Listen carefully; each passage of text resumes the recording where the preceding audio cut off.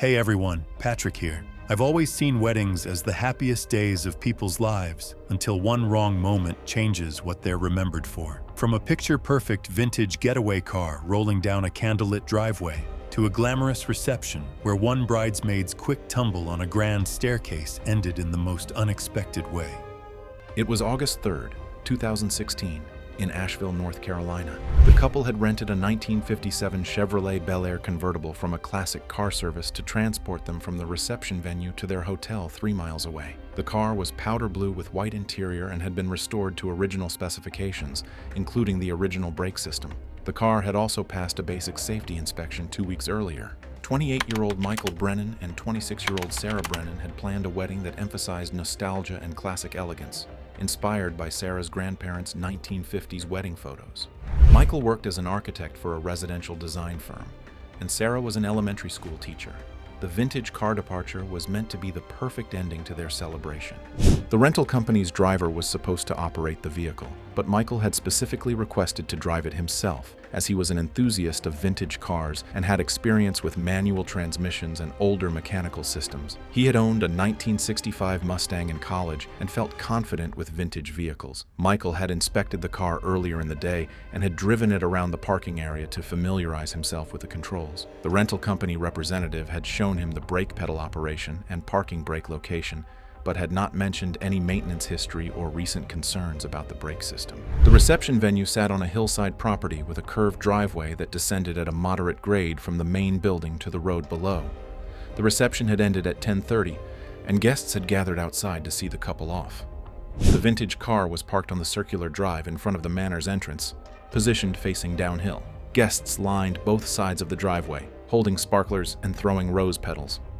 When Michael and Sarah got into the car, waving to guests, Michael released the parking brake and let the car begin rolling forward down the drive. He immediately pressed the brake pedal to control the descent, but the pedal went to the floor with almost no resistance.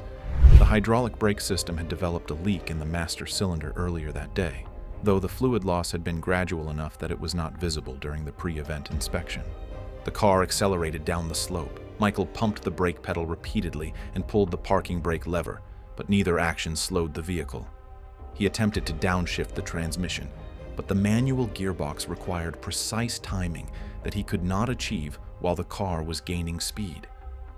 Sarah screamed as they approached the sharp curve at the bottom of the driveway. Guests who had been celebrating seconds earlier now watched in horror. Michael steered into the turn, but the speed was too great. The car left the pavement and struck a large oak tree on the passenger side at approximately 40 miles per hour. The impact crushed the passenger compartment and caused massive trauma to both occupants. Neither was wearing a seatbelt, as the 1957 vehicle was not originally equipped with them. Guests who witnessed the crash ran down the driveway while others called emergency services. When they reached the car, both Michael and Sarah were unresponsive. Michael had been thrown partially through the windshield, and Sarah had suffered severe chest and head injuries from the dashboard impact. Paramedics arrived within 8 minutes but found no signs of life in either victim. Both were pronounced dead at the scene. The medical examiner later determined that Michael had died from massive head trauma and Sarah from chest injuries that caused immediate cardiac arrest. The driveway was closed for investigation, and the vintage car rental company's maintenance records were requested by authorities. Inspectors examined the brake system to determine the cause of failure. After the investigation discovered maintenance issues, the company was held responsible and paid for the damages. What was meant to be a romantic departure turned into a fatal crash. It was June 3rd, 2015. Columbus, Ohio was experiencing a pleasant early summer evening with temperatures in the low 70s and clear skies. The wedding reception was being held at a mid-size banquet hall with polished concrete floors and exposed brick walls. About 90 guests had finished dinner and were waiting for the newlyweds to make their grand entrance onto the dance floor. The venue featured a backstage area behind a decorative metal archway. The reception coordinator had planned a dramatic reveal involving a 6-foot balloon filled with colorful confetti that would burst above the dance floor as the couple entered. A portable air compressor had been brought backstage to inflate the balloon just before the entrance cue. Daxley Finn was 31 years old and worked at a local party supply store, handling event decorations and balloon arrangements. He had been friends with both the bride and groom for several years and had volunteered to help with the special entrance effect. Experienced with balloon displays, he took pride in creating memorable celebration moments, and the coordinator asked him to handle the inflation because of his expertise. The reception had been running smoothly when the DJ announced that the couple's entrance would happen in just a few minutes. Daxley moved backstage with the balloon and began connecting it to the compressor. The balloon was thick latex, designed to hold significant pressure. He had inflated similar balloons many times and felt confident in the process. As Daxley began filling the balloon, he watched the latex expand quickly. The compressor was set slightly high to ensure the balloon would burst dramatically when triggered. He held the neck steady while monitoring the size. White stress streaks appeared across the surface, showing it was nearing maximum capacity. The coordinator called that the entrance cue was approaching. The balloon reached roughly 5.5 feet in diameter when the pressure became too great. It burst with a loud, explosive sound that startled everyone nearby. The sudden noise and shock caused Daxley to jerk backward. He lost his footing and stumbled toward the metal archway positioned directly behind him about 3 feet away. The arch was constructed of steel tubing with mounting brackets along the lower frame, one with a thin, exposed edge where a protective cap was missing. As Daxley fell, the left side of his neck struck that protruding bracket. The sharp edge caused a deep laceration to the side of his neck. Witnesses later described heavy arterial bleeding before responders arrived. He collapsed behind the archway, visible to a few people near the entrance. Witnesses saw heavy arterial bleeding and called for emergency help immediately. Someone applied firm pressure while others cleared the area. Despite the effort, the bleeding was severe and difficult to control. Over the next couple of minutes, Daxley became pale and disoriented, then lost consciousness about 2 to 3 minutes after the fall from rapid blood loss. He was unresponsive when paramedics arrived. Emergency responders reached the scene within 7 minutes. Despite immediate treatment, the vascular injury and blood loss were too extensive. Daxley was pronounced dead at the scene from traumatic neck injury with major carotid vessel damage caused by the laceration and impact. Police investigators documented the backstage area and collected the burst balloon remnants and the compressor. Witness statements confirmed the balloon rupture and fall. The death was ruled accidental, caused by traumatic neck injury after the unexpected balloon burst and impact with an exposed metal fixture. The couple's entrance was canceled, and the venue later relocated displays and required protective covers on structural brackets to reduce similar hazards. It was October 22, 2017, at a historic hall in Savannah, Georgia. The evening temperature held steady at 72 degrees with high humidity typical of the coastal region. Inside the century-old venue, original hardwood floors creaked softly under the weight of guests. The building's aged infrastructure showed uneven floorboards and subtle settling over decades. The reception centerpiece was an elaborate 5-tier wedding cake that had been delivered earlier in the afternoon. The massive confection stood nearly 6 feet tall and weighed approximately 320 pounds, reinforced with steel dowels and dense fondant layers that required special structural support beyond what a standard table could provide. Event staff had reinforced the display table by stacking concrete cinder blocks beneath the surface, concealing the makeshift support system under white tablecloths. Roswell Cobb, a 63-year-old retired construction worker and brother-in-law of the groom, had volunteered to assist with the reception setup throughout the day. Known among family and friends for his practical problem-solving skills and willingness to help with manual tasks, Roswell had spent his career working with heavy materials. His experience with construction had made him a natural choice for handling the physical aspects of venue preparation. The display table had been positioned near the center of the main reception hall, where guests could easily view and photograph the impressive cake. However, the table legs had been placed unevenly on the aged wooden flooring, which featured gaps and irregularities that had developed over the building's long history. The floor showed signs of settling and wear. As the evening progressed, guests frequently leaned against the table edge while taking photographs and admiring the cake's decorative work. The additional weight and pressure from multiple people pressing against the table created stress on the already precarious support system. The cinder blocks beneath the tablecloth had been stacked without proper interlocking. Roswell noticed that the table appeared slightly unstable and crouched down to examine the support structure and make adjustments to the block positioning. His position placed him directly beneath the table's edge, with his head and upper body positioned under the heavy load.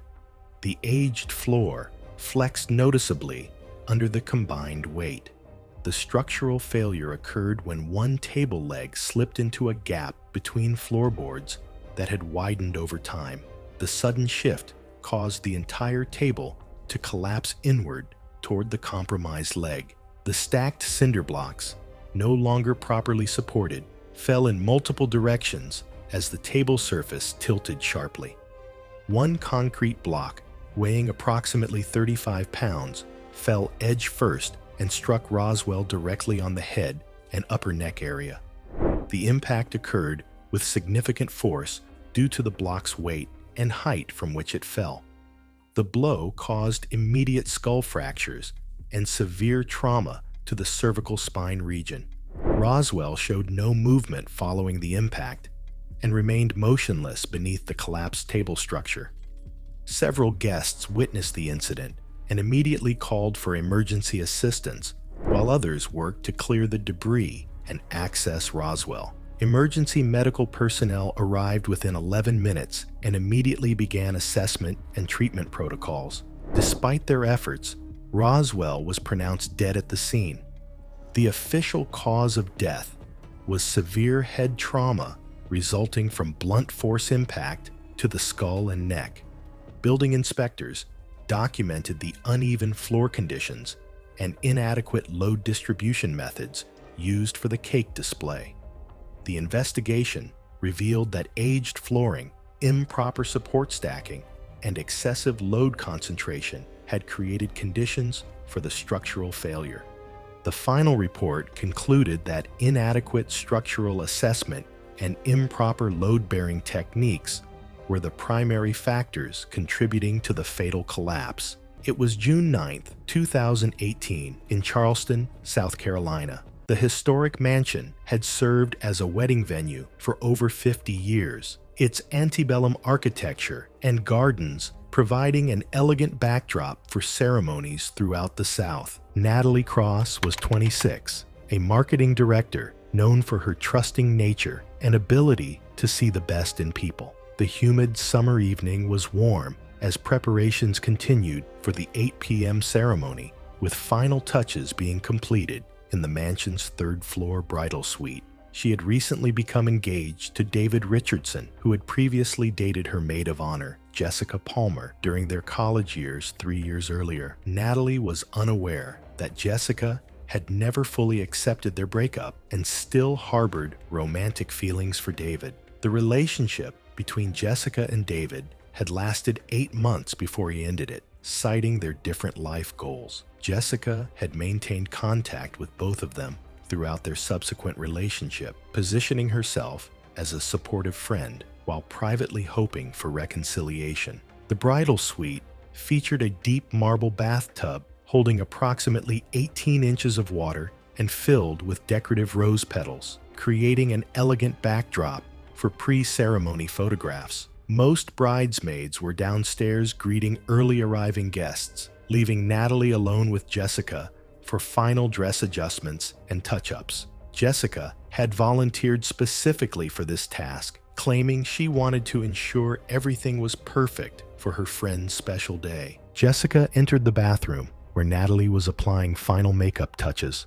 The conversation began casually, with Jessica commenting on wedding day nerves and the excitement of the evening ahead. Their discussion shifted to how Natalie and David first met, with Natalie sharing details about their early courtship. The tone changed dramatically when Jessica revealed she still loved David and had never stopped hoping he would return to her. Natalie expressed shock at this revelation, immediately attempting to comfort Jessica and suggest they discuss the situation after the ceremony. Jessica's demeanor became increasingly agitated as she described watching Natalie and David's relationship develop while pretending to be supportive. Jessica snapped emotionally and pushed Natalie backward toward the bathtub.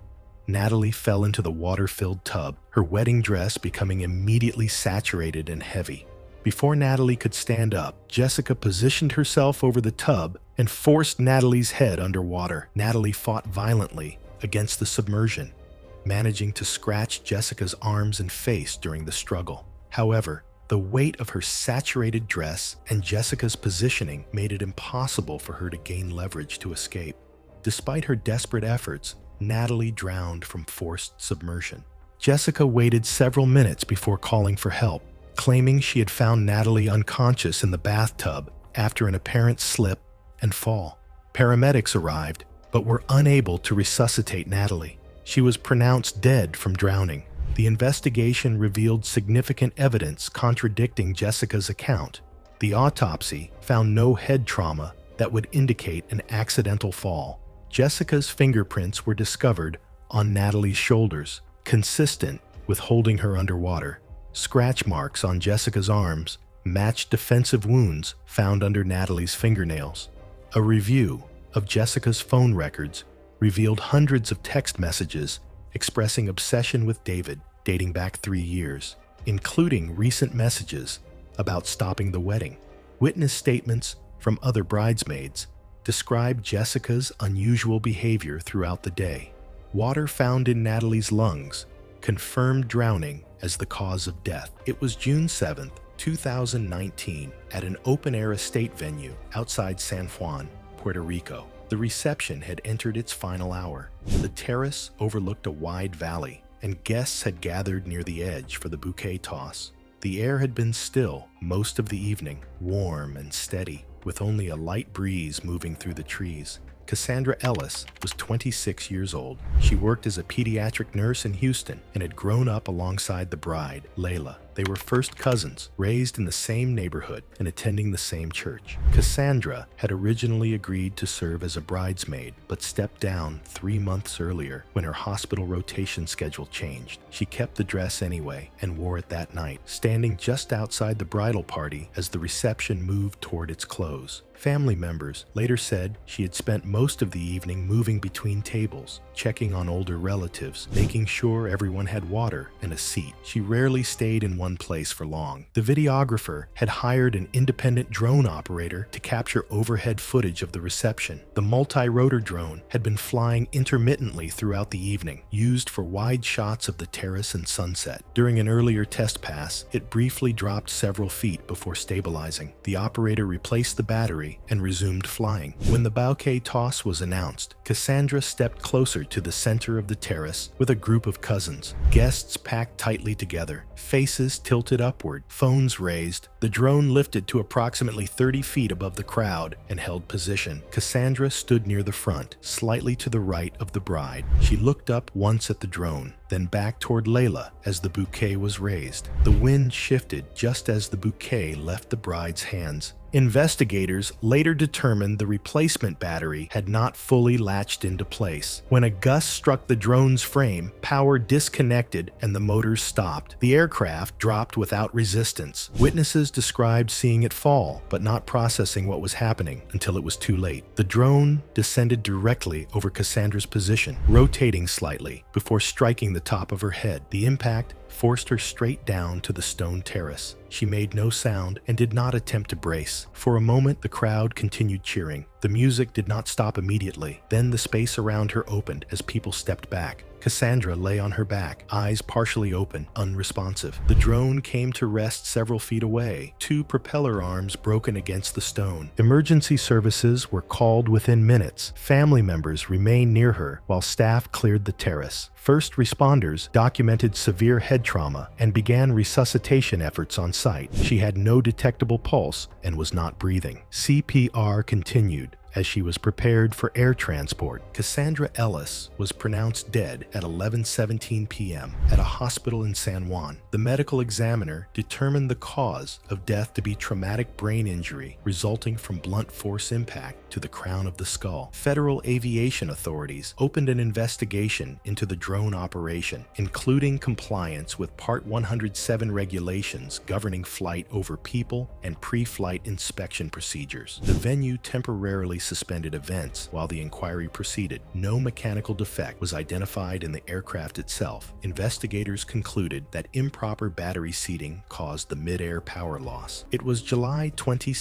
2017, in shallow waters off the southeastern coast of Florida. The afternoon was partly cloudy, with temperatures reaching 84 degrees Fahrenheit under light surface winds. Water temperature measured 79 degrees Fahrenheit with good visibility conditions. An artificial reef structure sat at 25-foot depth with moderate current during high tourist season. Lauren Nash was 29, a marine biology graduate student with advanced scuba certification after 2 years of regular diving. Her boyfriend, Emerson Vale, 31, was an insurance adjuster from Orlando with basic scuba certification obtained 6 months prior. Nash had planned an underwater proposal at the artificial reef site documented in dive logs and camera preparation notes recovered during the investigation. Nash had arranged for professional dive equipment but encountered problems the day before when their primary gear experienced malfunctions. The regulator showing signs of wear belonged to Nash and was not part of the dive shop's rental inventory. Staff advised replacing it with a rental unit or postponing the dive, but Nash declined. Dive shop records and staff statements later confirmed that Nash declined postponement despite documented equipment concerns. Her plan involved revealing an engagement ring in a waterproof container while Vale filmed the moment using an underwater camera housing. She had practiced the reveal sequence during previous dives and coordinated hand signals with Vale for optimal filming angles. The backup regulator made audible hissing sounds during the pre-dive check, with visible air bubbles escaping from the connection points. Pre-dive checks showed continued preparation despite visible regulator leakage and equipment concerns noted by both divers. The dive unfolded at the artificial reef site 25 feet below the surface, where coral formations created an ideal backdrop for the proposal. The artificial structure consisted of concrete modules that provided numerous cavities where colorful fish congregated. Nash and Vale descended according to plan, reaching the reef structure without initial problems. Nash had been underwater for several minutes, positioning herself near a large coral formation while preparing to retrieve the ring container when her primary regulator began delivering inconsistent airflow. Nash attempted to signal Vale while switching to her backup regulator, pointing to her primary regulator and making the standard hand signal for equipment problems. She discovered the backup regulator had entered a free flow condition, producing a continuous rush of bubbles from worn seals previously documented. The uncontrolled release of air rapidly depleted her remaining air supply and obscured her vision underwater. Nash's hand signals became increasingly frantic as she attempted to communicate the severity of the equipment failure. Vale, several feet away filming and slow to recognize the severity of the emergency due to his limited training, did not offer his alternate regulator before Nash began her ascent. Nash signaled a critical equipment failure and indicated the need to surface. Streams of air bubbles escaped continuously from her damaged regulator, creating a visible trail in the water as her air supply depleted rapidly. As Nash attempted to ascend, the uncontrolled free flow created a dense curtain of bubbles that disoriented her and disrupted her ascent. Her breathing became rapid and shallow as her air supply depleted, with little usable air remaining, and her ascent slowed by confusion and panic, Nash lost consciousness at approximately 18 feet below the surface. Vale managed to reach the surface and signal the dive boat captain, who immediately called for emergency response. Rescue divers reached Nash as quickly as possible, but were unable to revive her despite immediate resuscitation attempts. Investigation recovered both regulators, which showed the wear problems dive shop staff had documented. Nash's dive log showed she had been warned about equipment issues. Emergency response records documented the timeline and rescue efforts. Autopsy findings confirmed death by drowning due to equipment malfunction. The case was classified as accidental death, with investigation concluding Nash had been warned about equipment issues, but chose to proceed despite safety concerns. It was September 7th, 2017, at a ballroom in Charleston, South Carolina. The ballroom used for the event was a renovated historic building in downtown Charleston that featured exposed brick walls, hardwood floors, and a vaulted ceiling with heavy wooden beams. The venue was popular for its elegant atmosphere. 29-year-old Rachel Kim arrived for her best friend's wedding reception. Rachel worked as a pediatric nurse and had arranged her shift schedule weeks in advance to ensure she could serve as maid of honor. She had known the bride since they were 7 years old, having grown up in the same neighborhood. The two had been inseparable through school and college. For this wedding, the event company had installed a custom lighting system that included 8 moving spotlights, colored wash lights, and decorative string lighting suspended from a metal grid attached to the ceiling beams. The lighting package had been specifically requested by the bride to create a nightclub atmosphere. The lighting grid was a large steel frame, about 16 feet long and 12 feet wide. It was hanging from the ceiling using 4 cables. One of the cables was attached with a mounting bracket that was not strong enough to hold the full weight of the grid and the equipment on it. The lighting setup weighed almost 100 pounds more than what the bracket could safely support. Rachel had spent most of the evening fulfilling her duties as maid of honor, helping with the bride's dress, coordinating with vendors, and giving a toast during dinner. By 9:15, the formal events had concluded and the dance floor had opened. She was dancing with a group of bridesmaids in the center of the floor when the failure occurred. During a song with heavy bass, the vibrations from the sound system combined with the movement of dancers below caused the overloaded bracket to separate from the beam. The cable detached, and the grid immediately tilted. Within 2 seconds, a second cable pulled free, and the entire structure began to fall. Rachel was directly beneath the grid when it came down. The metal structure, along with the attached lighting equipment, weighed approximately 400 pounds and hit her from above, driving her to the floor and causing catastrophic head and spinal injuries. The impact was so severe that she was knocked unconscious instantly. The music stopped immediately. The venue manager called emergency services and directed several men to carefully raise the structure. Rachel was unconscious, not breathing, and bleeding severely from head trauma. Paramedics arrived within 6 minutes and began advanced life support, but there was no response. She was transported to a medical center, where trauma physicians continued efforts for 18 minutes before declaring her dead. The cause of death was determined to be massive skull fracture and brain injury incompatible with life. The wedding was immediately canceled after the bride collapsed upon hearing the news. The ballroom was closed and city building inspectors arrived to examine the structural failure. The venue faced multiple investigations into its permitting and contractor oversight procedures.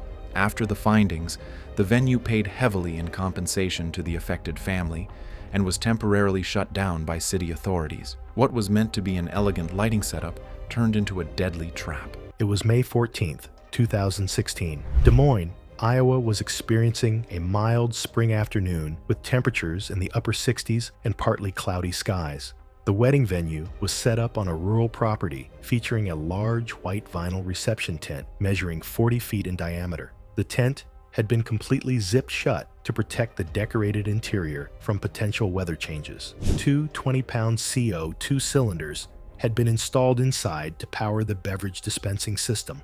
The tent contained round tables covered in white linens, a 3-tier wedding cake, and floral arrangements. The CO2 system had been installed that morning by a catering crew. One crew member had mentioned hearing a faint hissing sound from one of the regulators, but had not investigated further. Brielle Vile was 33 years old and worked in healthcare administration at a local dental practice. She was the bride and had been involved in planning every detail of her wedding day. Brielle was known for being meticulous and hands-on, preferring to personally check arrangements Rather than delegate important tasks, she had stepped away from her bridal party preparation to make a final inspection of the reception setup before the ceremony began. The ceremony was scheduled to begin in 30 minutes when Brielle decided to enter the sealed tent alone for her final walkthrough. She wanted to ensure that all the table settings, centerpieces, and cake display met her expectations. The tent had been closed for several hours, and the faulty regulator had been slowly releasing CO2 into the enclosed space. The colorless and odorless gas had been building inside the sealed tent without any visible indication. As Brielle moved through the tent, checking various details, she was unknowingly breathing air with increasingly dangerous levels of carbon dioxide. The gas concentration had reached levels that began affecting her cognitive function and physical coordination. Security footage from outside the tent later showed her movements becoming slower and more unsteady as she progressed through her inspection. The CO2 continued to build inside the sealed environment, creating a deadly atmosphere that Brielle could not detect. Within several minutes of entering the tent, the rising gas levels began affecting her coordination and awareness. She became disoriented, and her motor skills deteriorated rapidly. The security video showed her stumbling near the tent entrance before collapsing approximately 6 feet from the exit. One of the bridesmaids became concerned when Brielle had been inside the tent longer than expected. She unzipped the entrance and stepped inside to check on her. Within seconds, the bridesmaid felt dizzy and lightheaded from the toxic atmosphere. She immediately backed out and shouted for help, realizing something was seriously wrong. Family members rushed to the tent entrance and could see Brielle lying motionless on the ground. They attempted to enter, but were quickly overcome by the same symptoms. Someone called emergency services, while others tried to ventilate the tent. 2 relatives managed to drag Brielle outside, but she was already unconscious, with blue-tinged lips and no detectable breathing. Emergency responders arrived within 11 minutes. They found Brielle unresponsive, with signs consistent with gas exposure. Despite immediate CPR and advanced life support measures, she could not be revived. The fire department confirmed dangerous levels of CO2 inside the tent. Investigators determined that a worn regulator had failed, causing a steady release of gas into the sealed tent. The medical examiner confirmed the cause of death as asphyxiation due to carbon dioxide poisoning. The death was ruled accidental. The ceremony was canceled, and the venue later implemented gas detection systems. It was June 11th, 2015, at a working ranch outside Cheyenne, Wyoming. The late afternoon sun beat down on the dusty property where cattle grazed in distant pastures, and the scent of hay mixed with dry summer air. Temperature held steady at 84 degrees with minimal cloud cover, creating ideal conditions for the outdoor reception planned around the ranch's rustic charm. The celebration took place in a cleared area near the main barn, where folding tables had been arranged for buffet dinner. 2 saddled horses, a bay mare and chestnut gelding, stood tethered to a wooden post approximately 15 feet from the food service area. The animals were included as part of the Western-themed atmosphere, though no designated handler remained present to monitor their behavior. Gully Thrope, a 49-year-old cousin of the bride, had volunteered to assist with reception logistics throughout the evening. Known among family members for his helpful nature and willingness to take on practical tasks, Gully had spent the afternoon moving chairs and coordinating with catering staff. His background in manual labor made him a natural choice for handling the physical aspects of event setup. As dinner service began, the DJ increased music volume to accommodate conversation among the growing crowd. The sound system, positioned near the buffet area, created steady, amplified music that carried across the open space. Children moved freely between tables and around the tethered horses, occasionally running past the animals while playing games. The bay mare had shown signs of agitation throughout the evening, repeatedly startling when guests walked behind her and shifting nervously when music volume increased. Her ears remained pinned back and she had pulled against her tether several times when sudden movements occurred. The spacing between horses allowed minimal room for either animal to move away from perceived threats.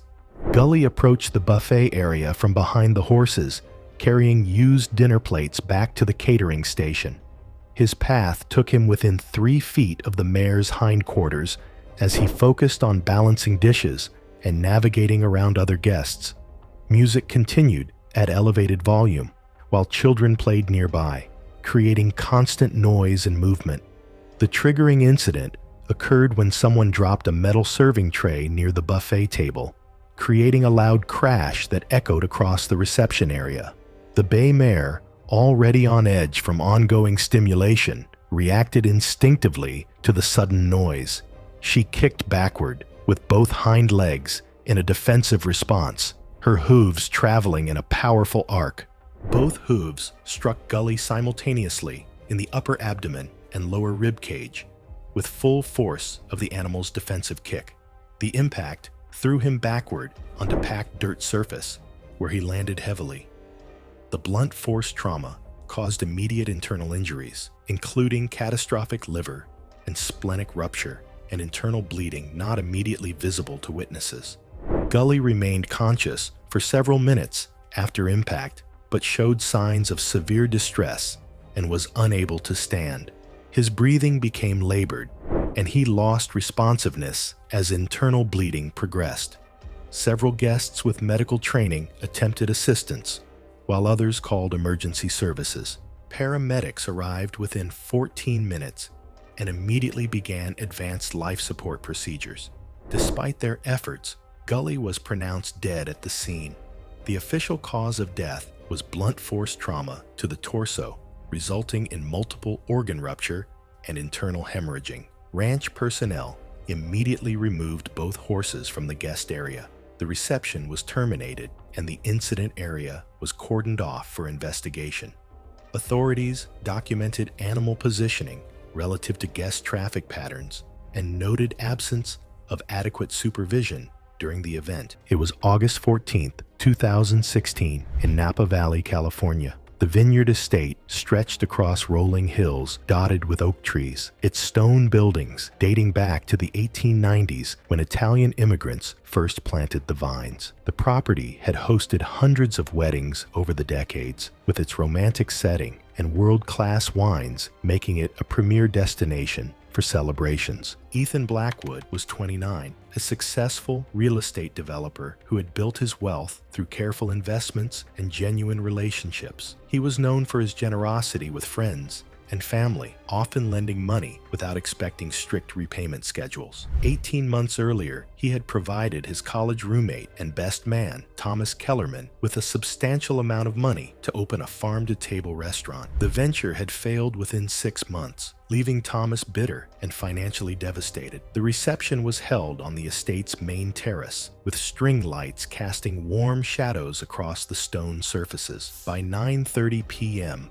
most guests had consumed several glasses of the vineyard's signature wines. Thomas had been particularly aggressive in his drinking, consuming approximately 8 drinks over 3 hours, according to the bartender's observations. He had made several bitter comments throughout the evening about wealthy people and their ability to throw money around without consequence. Ethan had planned something special for Thomas. He intended to forgive the entire $50,000 debt as a wedding gift, wanting the gesture to remain private and preserve his friend's dignity. The estate's wine cellar, located 50 feet below the main reception area, seemed like the perfect location for this conversation. The cellar was dimly lit by a single overhead bulb, surrounded by oak barrels and limestone walls that had aged hundreds of vintages. At 9:32 p.m., Ethan approached Thomas and suggested they step away from the party to talk privately. Thomas agreed, though he appeared unsteady on his feet. They descended the narrow stone steps leading to the cellar, their footsteps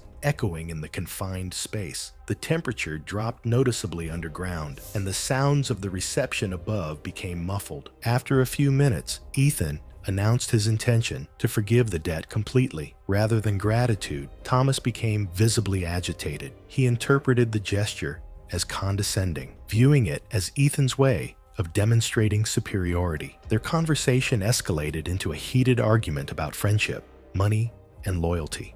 Thomas accused Ethan of buying people's loyalty and using his wealth to make others feel inferior. The verbal confrontation turned physical when Thomas pushed Ethan against a wine barrel. Thomas then reached into his jacket pocket and withdrew a folding knife he typically used for work purposes. He opened the blade and advanced toward Ethan. The single stab wound to Ethan's upper chest penetrated deep into the lung cavity, causing rapid internal bleeding and pneumothorax. Ethan staggered backward, gasping for air as blood began filling his punctured lung. He attempted to call for help, but could only produce weak, gurgling sounds as he struggled to breathe. Within minutes, he collapsed onto the stone floor, coughing blood as his respiratory system failed. Thomas returned to the reception, claiming he had been searching for a bathroom. Wine stains on his shirt helped conceal blood evidence. The wedding party noticed Ethan's prolonged absence and began searching the grounds. 2 groomsmen discovered his body in the wine cellar. Paramedics pronounced him dead from a penetrating chest wound and internal hemorrhaging.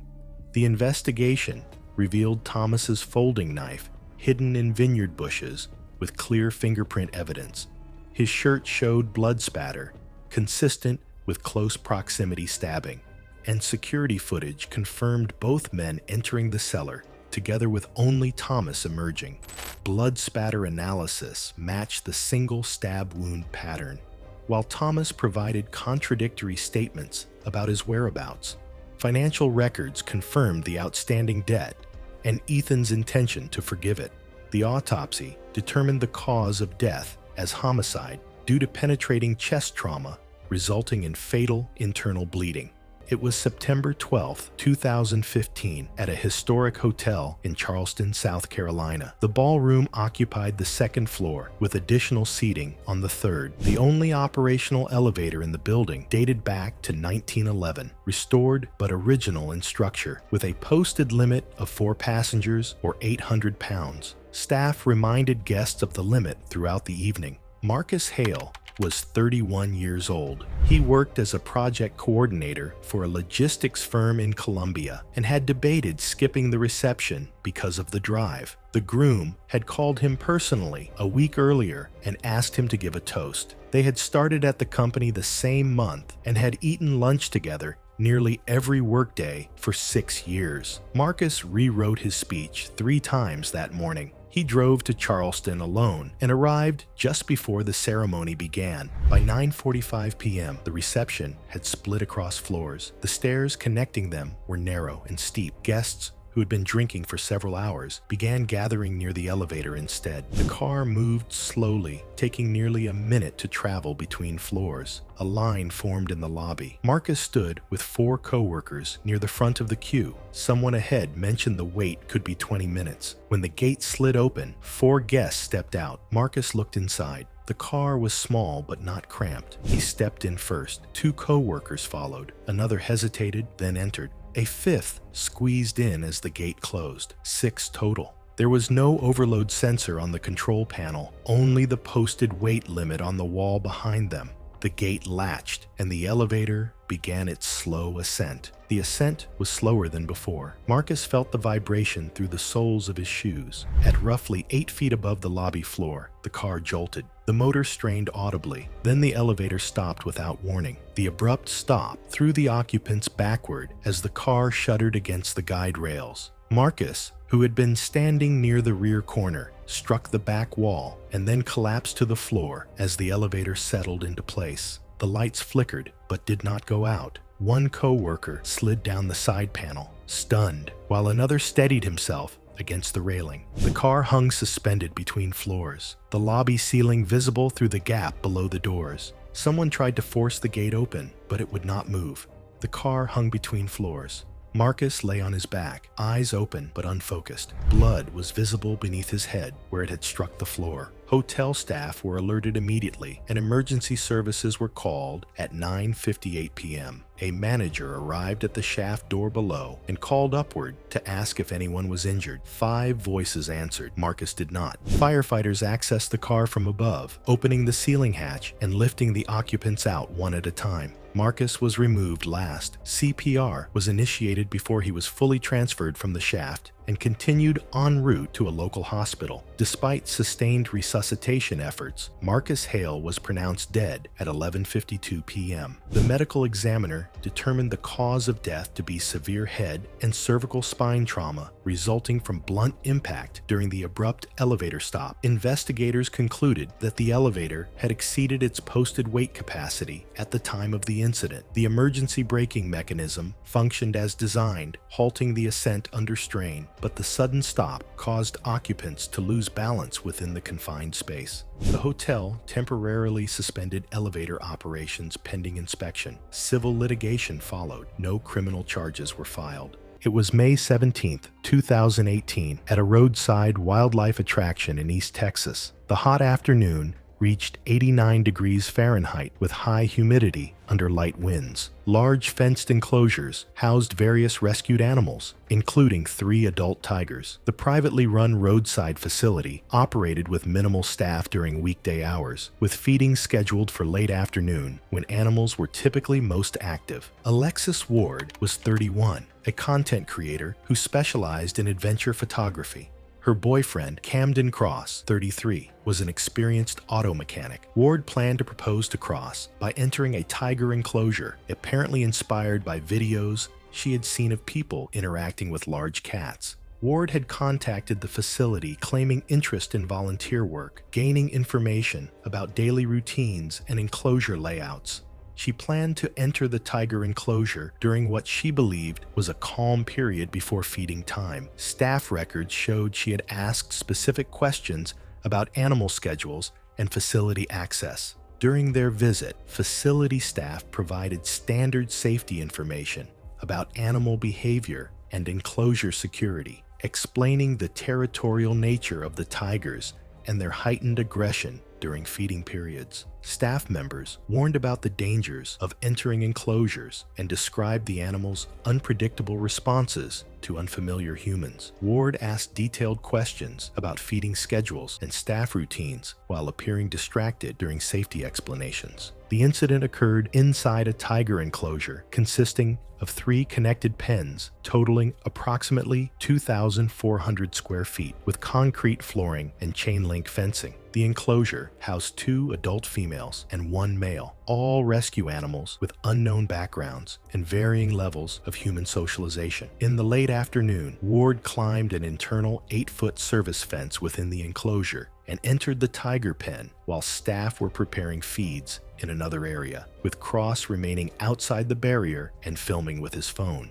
The tigers, anticipating feeding time, immediately responded to Ward's presence in their territory. All 3 animals became alert and focused on her as she entered their space. Ward remained stationary while attempting to set up decorative items for her proposal. Cross shouted warnings from outside the fence while continuing to film. The nearest tiger, one of the adult females, approached Ward within moments of her entry. Ward turned toward Cross and waved, apparently unaware of the animal's proximity. The tiger attacked without warning, delivering a fatal bite to Ward's neck area. The attack was brief but caused severe trauma. Ward lost consciousness immediately. Staff discovered the situation during feeding rounds and immediately initiated emergency deterrent procedures, using noise and visual stimuli to break the animal's focus before securing them. Cross was escorted from the premises by facility personnel while emergency services were contacted. Emergency responders arrived, but Ward had already died from her injuries. Investigation recovered Ward's phone, which contained saved videos of people interacting with large cats and social media posts about unique proposal ideas.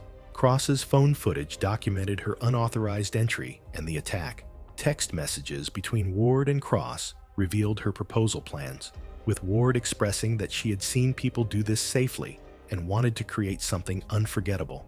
Security footage confirmed the sequence of events. Medical examination determined the cause of death was massive trauma from the tiger attack, with fatal injuries occurring within moments of the initial contact.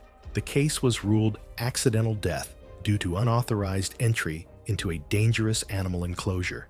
No charges were filed against the facility, as investigators determined that proper safety protocols and warnings had been in place.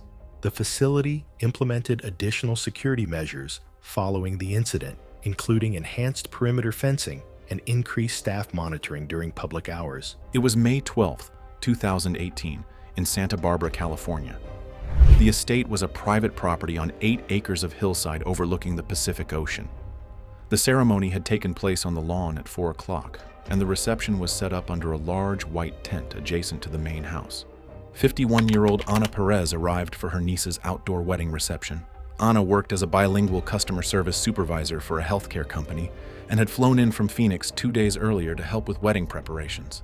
She was close with her niece and had volunteered to coordinate with the catering staff during the event. Ana had always been the family organizer, the person everyone relied on to make events run smoothly. The catering company had erected a smaller preparation tent behind the reception area, where they operated cooking equipment, refrigeration units, and food assembly stations.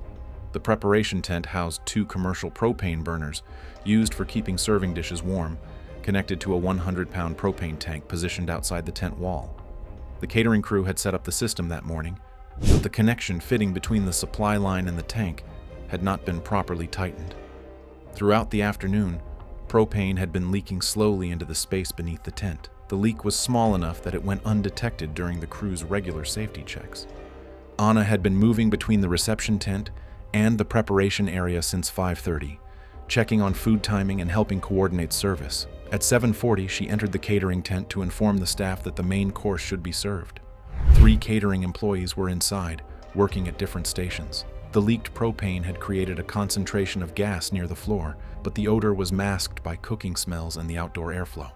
When one of the crew members ignited a handheld torch to caramelize a dessert, the flame found the gas. The explosion was instantaneous. The force blew out the tent walls and sent the canopy structure upward before it collapsed. Ana was standing approximately 8 feet from the ignition point. She was thrown backward out of the tent and landed on the stone patio. The 3 catering employees were also injured by the blast, 2 suffering severe burns and 1 struck by flying equipment. The estate's event coordinator called emergency services immediately. Multiple ambulances and fire trucks responded within 10 minutes. Ana was unconscious with extensive burns across her upper body and face, as well as blast trauma to her chest. Paramedics began treatment and transported her to a hospital, but she died en route. The medical examiner determined that she had suffered fatal lung damage from the pressure wave and thermal burns to her airway. The reception ended at once, with guests sent home. The catering owner was questioned about safety measures. After an investigation found negligence, he was taken to court and ordered to pay damages and compensation for those impacted. What began as careful catering preparation ended in a catastrophic blast. It was July 4th, 2018, in a residential backyard in Springfield, Missouri. The evening air held at a comfortable 78 degrees as twilight approached, with clear skies providing perfect conditions for the planned fireworks send-off. The modest suburban property featured a well-maintained lawn surrounded by wooden fencing, with neighbors gathering on adjacent patios to watch. The backyard ceremony had concluded an hour earlier, and guests now assembled in a semicircle around a designated launch area near the back fence. A collection of consumer fireworks had been arranged on a folding table, including several aerial shells designed for backyard use. The launch setup consisted of an improvised metal launch tube, not rated for repeated use, that had been employed multiple times throughout the summer. Pippa Jantz, a 24-year-old college senior and sister-in-law of the bride, positioned herself near the front of the gathered crowd with her smartphone ready to record the finale. Known among friends for her enthusiasm for capturing memorable moments, Pippa had volunteered to document the send-off for the couple's social media accounts. A relative, experienced with consumer fireworks, had taken charge of the launch sequence using the same improvised metal tube that had successfully fired dozens of shells over the past several months. The tube showed visible signs of wear, including small dents and discoloration. Guests remained positioned within 3 to 4 feet of the setup, far closer than recommended safety guidelines. The metal tube measured approximately 18 inches in length and 2 inches in diameter, designed to contain the initial explosion that propels aerial fireworks skyward. However, the tube had sustained internal damage from previous launches that was not visible from the outside. Additionally, the fireworks selected for the finale had been inadvertently loaded upside down, with the fuse end pointing toward the bottom. Pippa stood directly in front of the launch tube, holding her phone at eye level to capture the moment when the firework would streak into the sky. Other guests had positioned themselves in a loose arc around the launch area, none maintaining an adequate safety perimeter. The relative lit the fuse and stepped back, expecting normal sequence of events. Instead of launching skyward, the firework ignited inside the obstructed tube. The explosive force had nowhere to escape due to the reversed loading and internal tube damage. Pressure built instantly within the confined metal space until the tube ruptured outward in multiple directions. Metal fragments from the ruptured tube traveled at high velocity in a cone-shaped pattern. Several pieces struck Pippa in the neck and lower jaw area, with one fragment severing a major blood vessel in her neck. The force of the explosion knocked her backward onto the grass, where she immediately began bleeding heavily. Multiple witnesses saw the incident and immediately called for emergency assistance, while others attempted first aid. The bleeding was severe and difficult to control despite efforts to apply direct pressure. Pippa lost consciousness within minutes as blood loss progressed rapidly. Emergency medical services arrived within 9 minutes and immediately began advanced trauma protocols. Despite aggressive treatment, Pippa was pronounced dead at the scene. The official cause of death was exsanguination due to severing of a major neck vessel by metal fragments. Fire department investigators recovered pieces of the ruptured launch tube and documented the improper loading of the firework. The investigation revealed that internal tube damage combined with reversed firework orientation had created conditions for the catastrophic failure. The final report concluded that equipment failure due to repeated use and improper firework loading were the primary factors in the fatal incident. It was October 15, 2017. Rochester, New York was experiencing a mild autumn afternoon with temperatures hovering around 68 degrees. The outdoor wedding venue sat on a private estate surrounded by manicured lawns and mature oak trees, still holding their fall colors.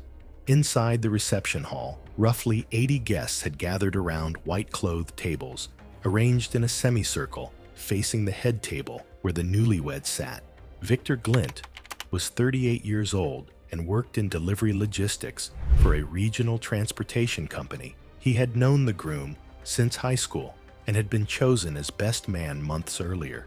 Victor was known among friends for being easygoing and reliable, the kind of person who showed up early and stayed late to help clean up. He took his role seriously and had spent the morning coordinating with vendors and keeping the timeline on track. He had rehearsed a short speech the night before and seemed genuinely excited to celebrate his friend's marriage. The reception had been running smoothly for just over an hour. Dinner service had finished, and the DJ announced it was time for the first official toast. Victor stood and moved toward the gift table, where several bottles of champagne had been placed earlier. He selected one that had been sitting near the window for the past 90 minutes, warmed slightly by afternoon sunlight streaming through the glass. The bottle felt warm in his hands. Guests began gathering closer, many pulling out their phones to record the moment. The atmosphere was cheerful and relaxed as conversations quieted in anticipation. Victor held the bottle at chest height and made a joke about needing to wake it up first. He shook it a few times while smiling at the crowd. Several people laughed, and a few called out playfully. He began loosening the wire cage with his thumb, while the bottle remained angled toward himself, roughly 18 inches from his face. The pressure inside had increased from both the shaking and the temperature change. creating a hazardous internal buildup that Victor did not recognize. With a sudden loud pop, the cork blasted free. It shot forward in a straight line and struck Victor in his right eye with violent force. The impact snapped his head backward, and he staggered 2 steps before his hip caught the edge of the table behind him. He dropped to the floor, clutching his face as blood quickly spread across his cheek. Guests nearby saw immediate swelling and heavy bleeding around the eye. Someone screamed for help while another person called emergency services. Guests moved toward him as others cleared space for responders. Paramedics arrived within 9 minutes. Victor was semi-conscious but disoriented, showing severe facial trauma and neurological distress. They transported him to a nearby hospital, where imaging later revealed the cork's impact had fractured the orbital bone and caused significant intracranial bleeding and brain swelling consistent with traumatic brain injury. His condition deteriorated despite emergency treatment, and he died later that evening from complications of severe intracranial hemorrhage. Police collected the cork, the wire cage, and the bottle from the scene. Multiple witnesses provided statements confirming the sequence of events, including the shaking and the angle at which Victor had been holding the bottle. Investigators documented witness accounts, the position of the bottle, and the sequence of events described by guests. The death was ruled accidental, with the medical examiner listing traumatic brain injury with intracranial hemorrhage following blunt orbital impact from a champagne cork as the cause. The reception ended immediately, and remaining bottles were removed from all tables as a precaution. The venue later revised its alcohol service protocols and staff training procedures. It was December 15, 2013 in Savannah, Georgia. The historic mansion's garden ceremony site was adorned with winter flowers and elegant drapery, creating a fairy tale setting despite the cool afternoon temperature. Centuries-old magnolia trees provided a natural canopy over the outdoor altar, their glossy leaves catching the afternoon sunlight. Rachel Donovan was 24, an elementary school teacher known throughout her school district for perfectionism and maintaining impossibly high standards for herself and her students. The afternoon was bright and clear, with sunlight illuminating the garden altar where 80 guests had gathered for the 3:30 p.m. ceremony. For the past 3 months, she had pursued an extreme weight loss regimen with the singular goal of achieving what she considered the perfect wedding day appearance, increasing the restriction to 600 calories daily in the final month before the wedding. Rachel's diet consisted of approximately 800 calories per day for the first 2 months, then 600 calories in the final month, primarily meal replacement shakes and supplements. She had lost 45 pounds since her engagement, dropping from 155 pounds to 110 pounds through severe calorie restriction, diet pills, and excessive exercise routines that often exceeded 2 hours daily. Her family and friends had expressed concern about her dramatic weight loss and increasingly pale complexion in the weeks leading to the wedding. Despite experiencing frequent dizzy spells, chronic fatigue, and intermittent nausea, Rachel attributed these symptoms to wedding stress and refused medical evaluation. On the morning of her wedding, she had refused to eat breakfast, claiming she needed to ensure her dress fit perfectly for the ceremony. Her goal was to weigh exactly 110 pounds when she walked down the aisle. The ceremony was scheduled to begin at 3:30 p.m. with 80 guests seated in the mansion's garden. Rachel began her walk down the aisle, though several guests later noted she appeared unsteady on her feet and required assistance from her father to maintain balance. The ceremony commenced, but Rachel was visibly swaying during the exchange of vows. Rachel began experiencing severe abdominal cramping that she attempted to conceal from guests. The pain was caused by gastric ulcers that had developed from months of extreme dieting and regular diet pill consumption. Nausea began as dehydration and malnutrition finally overwhelmed her body's ability to function. Rachel attempted to continue the ceremony despite feeling increasingly ill, not wanting to disrupt the perfect wedding she had planned. However, she vomited bright red blood onto her white wedding dress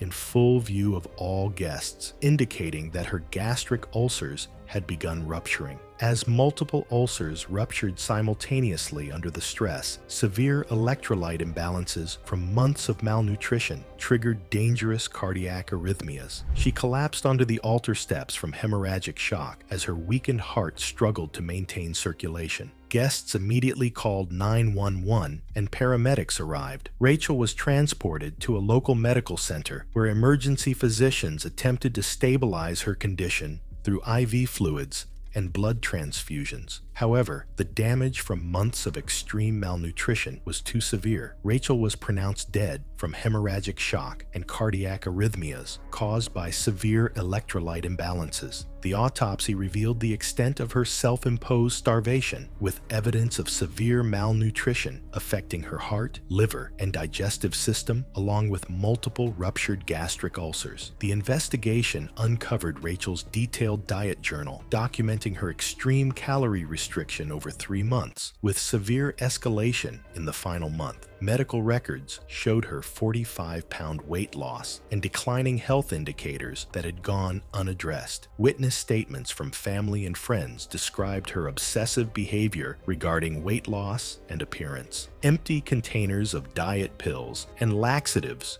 were found in her apartment. It was the evening of Saturday, May 20th, 2017, at an event hall in Baton Rouge, Louisiana. The reception had moved into its 3rd hour. The open bar had been active since shortly after dinner service ended. Guests rotated between the dance floor and the courtyard, where a decorative stone fountain sat at the center of a square brick patio. The fountain's raised edge measured approximately 18 inches high and ran in a continuous circular rim. Moisture collected along the stone surface as humidity settled over the property. Ryan Bossier, 31, had arrived from Houston the day before. He worked as a civil engineer for a mid-sized firm, primarily handling municipal drainage and roadway projects. Colleagues later described him as cautious by nature, known for double-checking site measurements and avoiding unnecessary risk. He had known the groom since their 2nd year at university, where they studied in the same program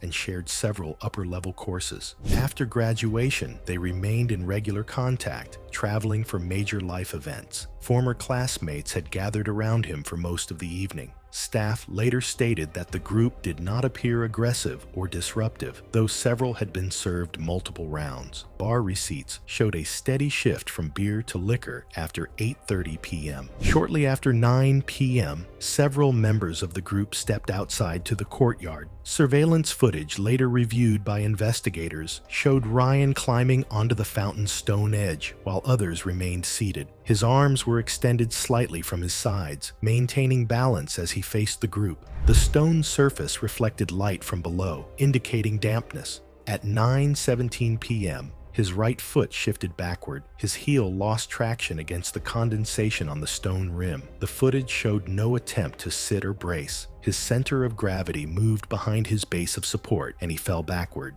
The back of his head struck the raised stone edge before his body continued downward to the brick pavement. He remained motionless for several seconds. Witnesses reported that he appeared to be breathing normally. No blood was immediately visible in the low courtyard lighting. His chest rose and fell at a steady pace. Those nearby assumed he had fallen intentionally or was briefly stunned. No emergency call was made at that time. For approximately 8 minutes, he remained on the ground. Surveillance showed 2 individuals stepping around him to re-enter the hall. At 9:25 p.m., one of the group crouched beside him and attempted to wake him. His eyes were partially open. His breathing had slowed and become irregular. At that point, someone ran inside to alert staff, and 911 was called. Emergency medical services arrived within minutes. Responders documented severe head trauma and decreasing respiratory effort. He was transported to a local hospital. Despite intervention, Ryan Bossier was pronounced dead at 12:44 a.m. The medical examiner determined the cause of death to be traumatic brain injury resulting from blunt impact to the occipital region of the skull. His blood alcohol content measured 0.21. No criminal charges were filed. In the weeks that followed, the venue applied non-slip coating to the fountain stone perimeter and revised event safety procedures regarding alcohol monitoring in outdoor areas.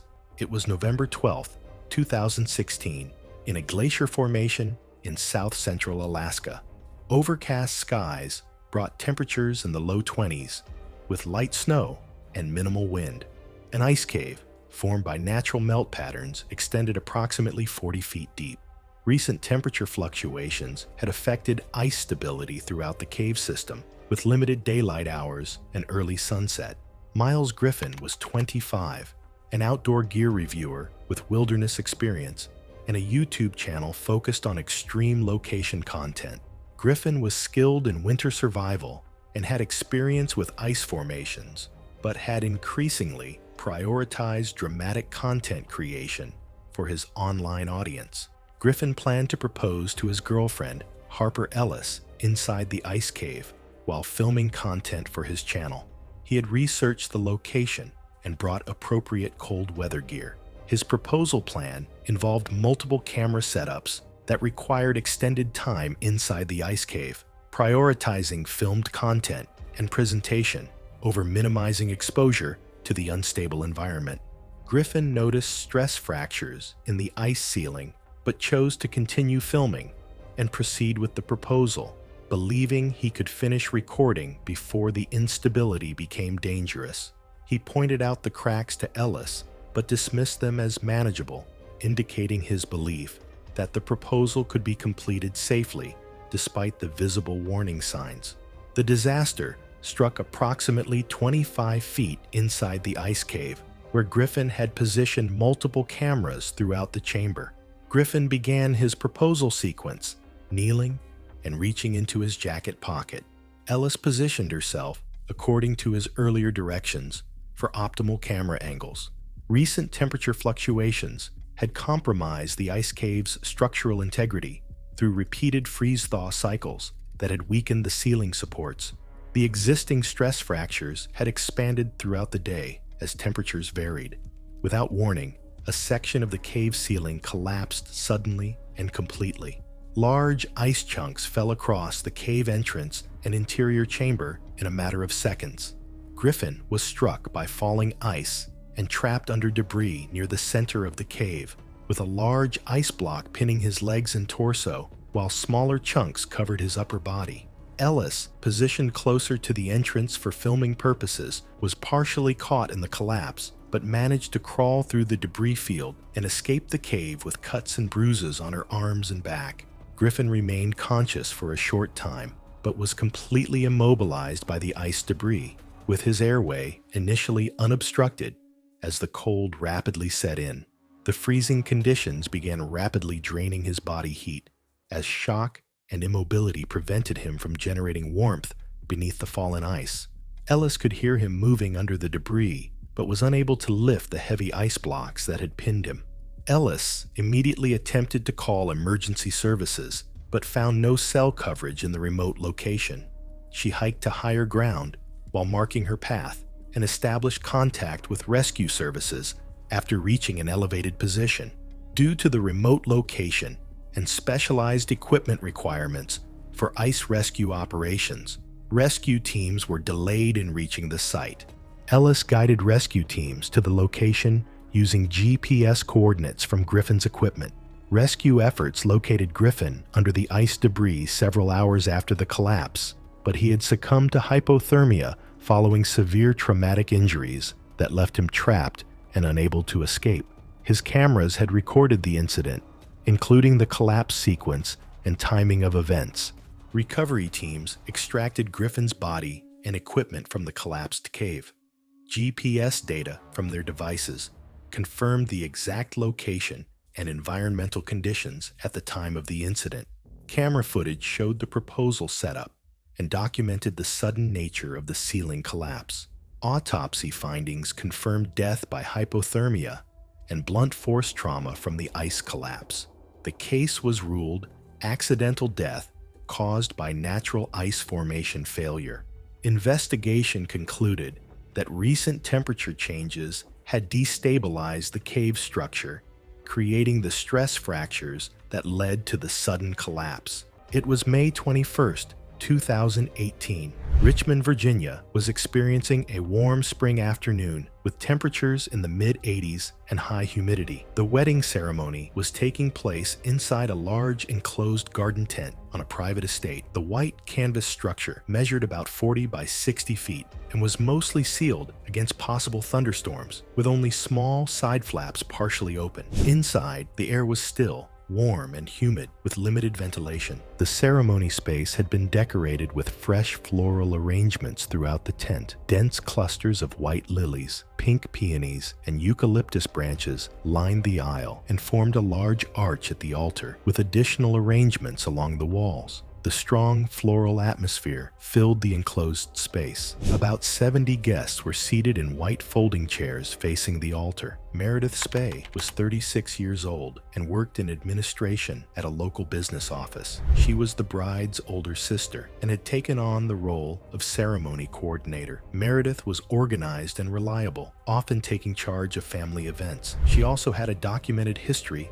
of severe anaphylaxis, including a prior emergency hospitalization after allergen exposure. Because of this, she routinely carried an epinephrine auto-injector stored in a small clutch purse on a chair in the front row, about 30 feet from the altar. The ceremony had been proceeding smoothly for about 20 minutes. Meredith had spent the previous 40 minutes moving around the floral displays, coordinating with vendors and checking decorations, often working near the altar arch and occasionally brushing the arrangements. The enclosed tent allowed warmth, humidity, and airborne plant particles to accumulate rather than disperse. As the bride approached the altar, Meredith stepped forward to adjust the train of the wedding dress. While standing near the floral arch, she noticed early symptoms: throat irritation, coughing, and chest tightness. At first, the reaction seemed mild, and she tried to continue assisting while taking slow breaths. Over the next several minutes, the symptoms worsened. Her coughing became more frequent, and she began wheezing audibly. Guests in the front rows noticed she appeared flushed and struggled to speak clearly. Meredith signaled toward the front row where her purse was located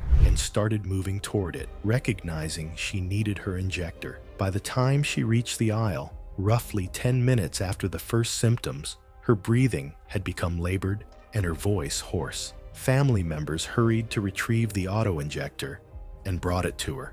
In the urgency of the moment, the first injector failed to discharge properly when pressed against her leg. A second injector was found in the purse, but time had already passed as her condition continued to deteriorate. Meredith collapsed to her knees and then onto her side as relatives attempted to administer the second dose and call emergency services. She was still breathing, but shallowly, with increasing airway swelling and reduced oxygen intake. Guests cleared space while someone initiated first aid and waited for paramedics. Emergency responders arrived within 12 minutes of the initial call and found Meredith unresponsive with severe respiratory distress consistent with advanced anaphylaxis. Paramedics administered epinephrine, oxygen, and airway support before transporting her to a nearby hospital. Despite continued treatment, she went into cardiac arrest shortly after arrival and could not be revived. The medical examiner later ruled the death accidental, attributing it to anaphylactic shock following allergen exposure inside the enclosed tent, with delayed effective epinephrine delivery listed as a contributing factor. The ceremony was halted, guests were escorted outside, and the floral arrangements were removed as the family postponed the wedding. It was June 16, 2019,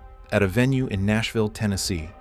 The venue was a popular outdoor space that sat on 7 acres of landscaped grounds along a river. The main reception area was a stone patio surrounded by gardens and a wide lawn. 30-year-old Caleb Turner arrived for his nephew's evening wedding reception. Caleb worked as a logistics coordinator for a shipping company and had taken the afternoon off to attend the celebration. He had driven 3 hours from Knoxville that morning to be there. He was close with his nephew and had helped the couple plan some of the logistics for their wedding day. The couple had hired a professional pyrotechnics company to provide a fireworks display at 9 o'clock, time to go off with the first dance. The display had cost nearly $3,000 and was meant to be the highlight of the evening. The fireworks crew had set up their launch tubes on the lawn about 150 feet from the patio, positioned to fire upward over the river. Safety barriers had been placed around the launch area, and guests had been asked to remain behind a marked line during the show.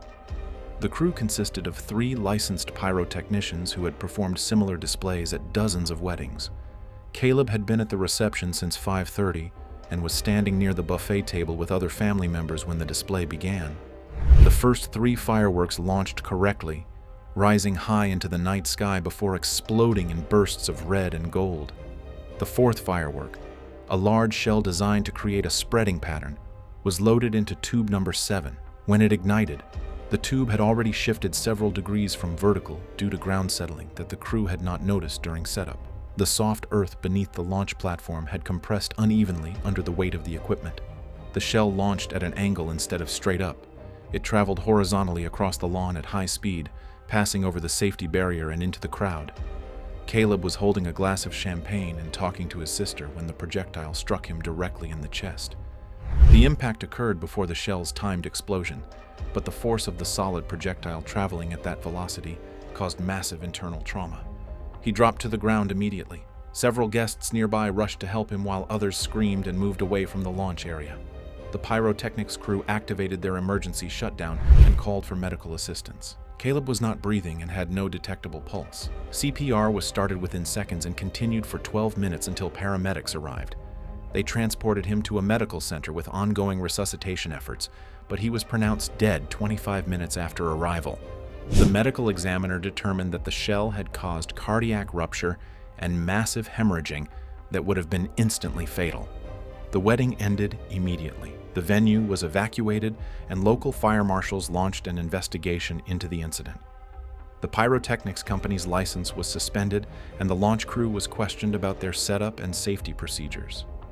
The venue was also shut down temporarily, and later prohibited any form of fireworks display on the property. What started as a display of fireworks ended in the worst way possible.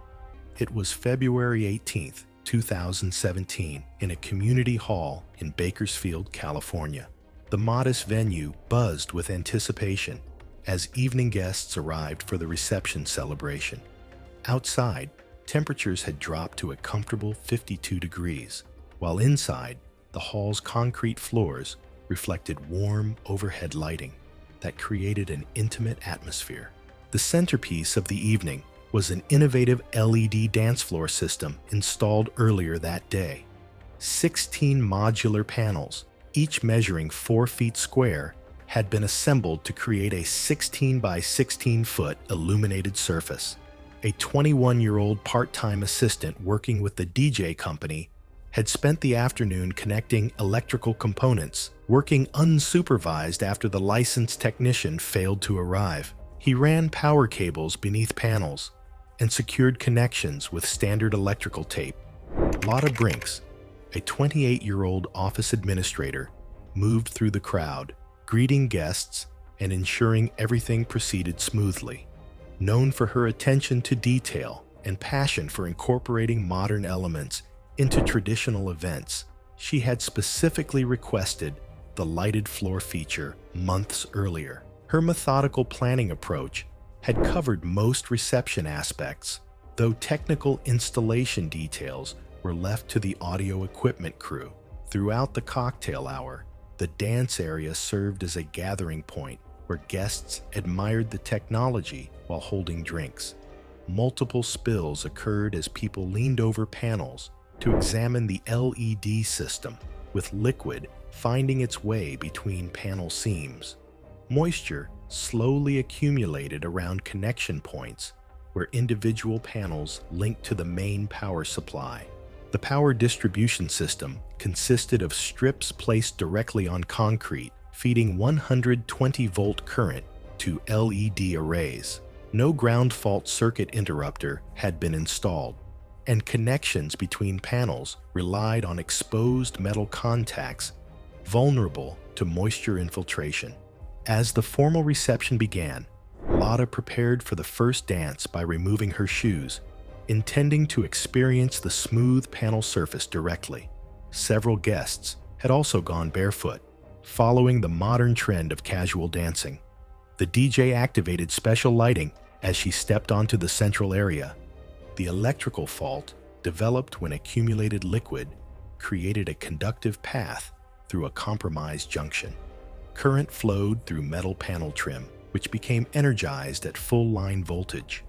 Lotta's bare feet contacted the wet area while her hand simultaneously touched electrified trim as she moved across the surface. The 120-volt current caused immediate involuntary muscle contractions, preventing her from releasing contact with energized components. The current passed foot to hand across her chest, directly through the heart. She fell backward onto panels, her body maintaining the electrical circuit. Distinctive burn marks appeared on her feet and palm where current had entered and exited. Multiple witnesses observed the incident and immediately called for power disconnection. A guest with electrical experience located and threw the main breaker, cutting power to the dance floor system.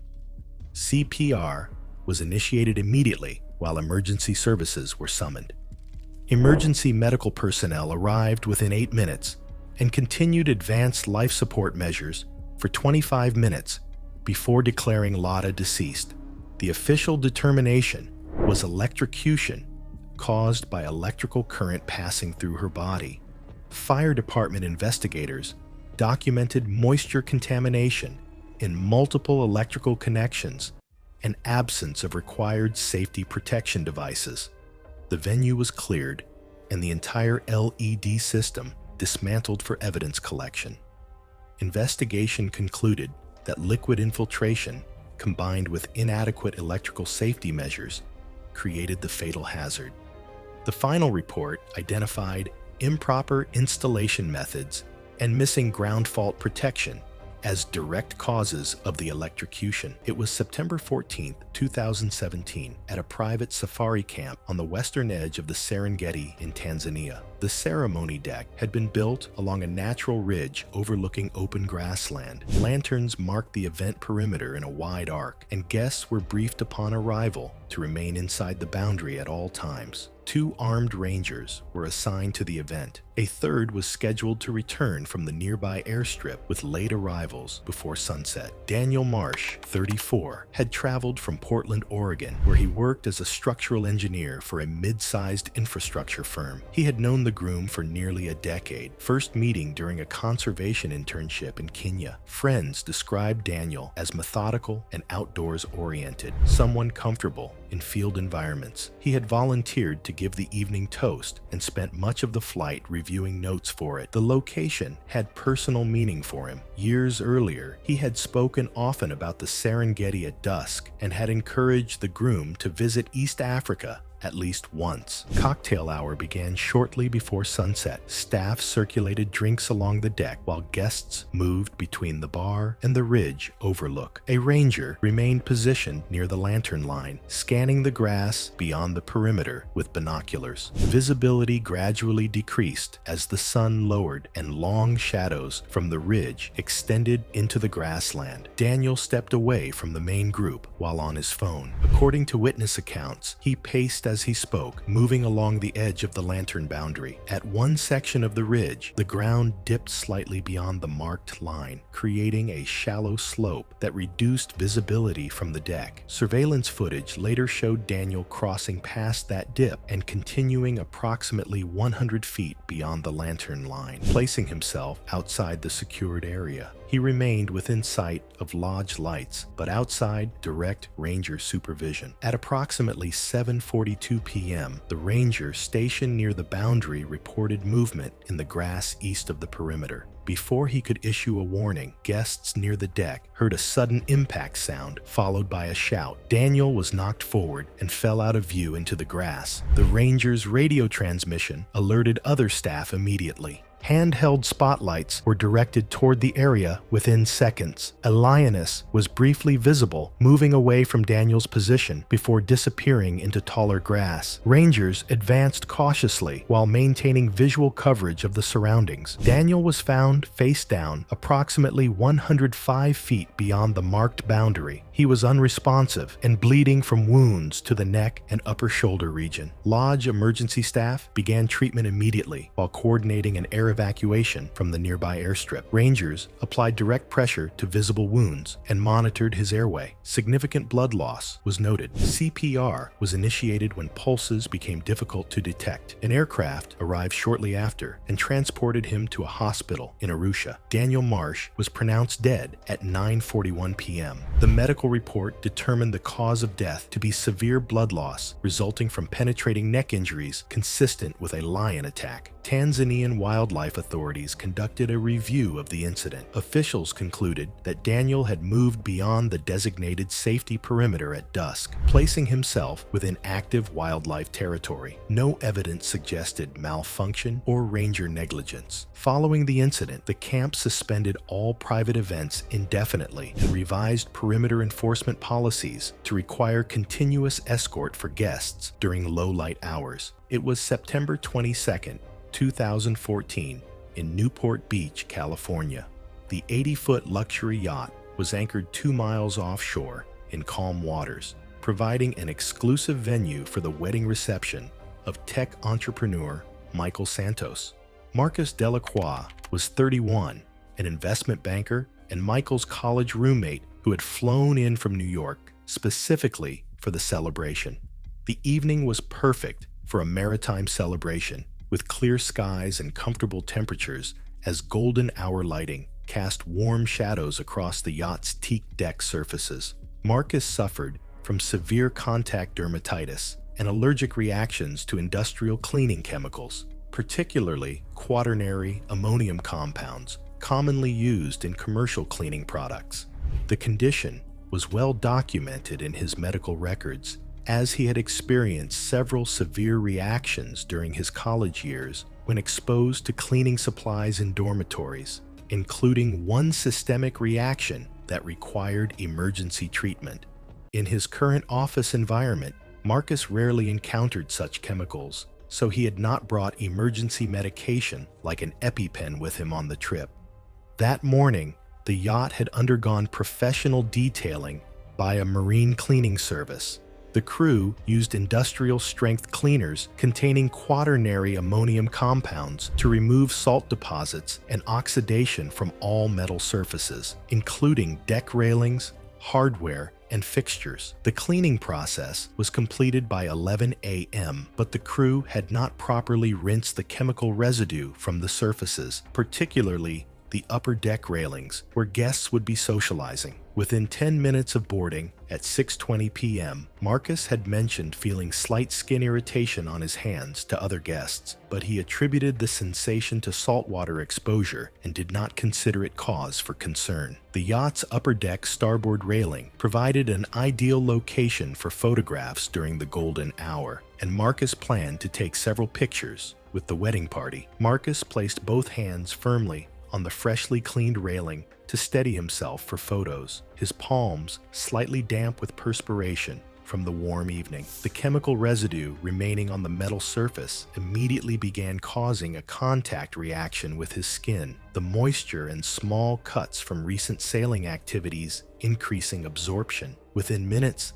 a visible rash had appeared on both of his hands and was beginning to spread up his forearms. The reaction intensified gradually over the next several minutes. The rash spread to his elbows, and when Marcus unconsciously touched his face with his contaminated hands, the chemical transfer triggered facial swelling. He began experiencing difficulty breathing as his body's immune system responded to the chemical exposure. His airways began constricting, a clear indication that the reaction was progressing to anaphylactic shock. Marcus recognized the severity of his condition and called out for help, alerting other guests to his medical emergency. However, his blood pressure was dropping rapidly as anaphylactic shock set in. Without immediate access to epinephrine, his body was unable to counteract the severe allergic response. Within minutes, Marcus had collapsed on the deck, unable to breathe effectively as his airways continued to swell shut. Respiratory failure from the severe allergic reaction occurred, with his oxygen levels dropping to critical levels despite guests' attempts to provide assistance. Wedding guests called 911, but the yacht's offshore location complicated the emergency response. The Coast Guard dispatched a rescue vessel equipped with emergency epinephrine and advanced life support equipment. They arrived at the yacht's location and immediately administered epinephrine while preparing Marcus for transport to shore. Despite aggressive treatment, Marcus was pronounced dead from anaphylactic shock and respiratory failure. The investigation revealed comprehensive evidence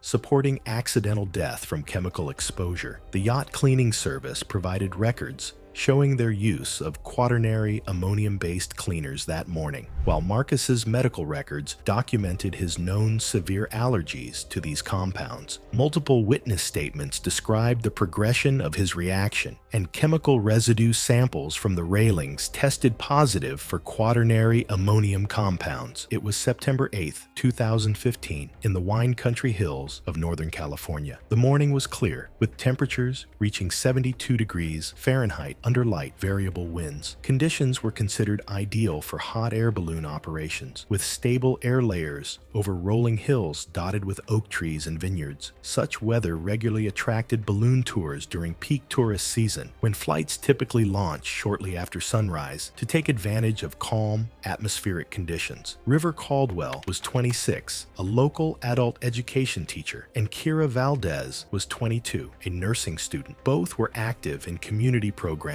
and had saved for months to afford a hot air balloon ride planned as part of their engagement. The flight was booked through a commercial operator offering scenic rides over the valley, with standard safety procedures and passenger briefings conducted prior to launch. River intended to propose during the flight. During the pre-flight safety briefing, he requested that instructions be delivered primarily in Spanish. Flight records and witness statements later noted repeated acknowledgement gestures during explanations of emergency procedures, basket positioning rules, and guidance on passenger movement during ascent and descent. Investigators later noted uncertainty regarding River's comprehension of several safety instructions provided during the briefing, particularly those related to remaining within designated areas of the basket. The balloon lifted off smoothly and climbed to cruising altitude above the valley floor. For approximately 20 minutes, the flight proceeded without incident as the balloon drifted with the prevailing winds. Passengers remained within the basket as instructed, and the pilot maintained a steady course over the terrain below. As the flight continued, River prepared to begin the proposal. At a significant altitude, River moved toward the edge of the basket as he initiated the proposal. Investigators later identified this area as outside recommended passenger positioning zones, especially during periods of altitude adjustment. The pilot observed River's position near the edge of the basket and issued urgent warnings while attempting to stabilize the balloon's altitude. Recorded radio transmissions later confirmed that emergency alerts were issued as the balloon encountered a sudden thermal shift. The envelope tilted briefly, causing a sharp change in basket orientation. Kira moved toward River in an attempt to steady his position as the balloon continued its controlled descent toward a safer altitude. While standing on a basket bench near the edge to gain a clearer view, River was thrown off balance as the basket tilted. The change in vertical movement and shifting balance caused instability within the basket. With his weight already shifted beyond the basket's interior boundary, the sudden tilt carried River's center of gravity past the rim, and he fell from the basket. Kira, positioned immediately behind him and reaching to pull him back, was pulled forward by the sudden shift and lost her balance, falling moments after him. The pilot immediately radioed for emergency response and applied a full burner blast in an attempt to stabilize the basket before executing an emergency landing in the nearest suitable area. Emergency responders were dispatched to the location beneath the balloon's flight path. Both River and Kira were located in an oak grove below, directly along the projected descent corridor. The investigation focused on communication issues during the safety briefing and passenger positioning during the flight. Recorded pilot communications confirmed repeated emergency alerts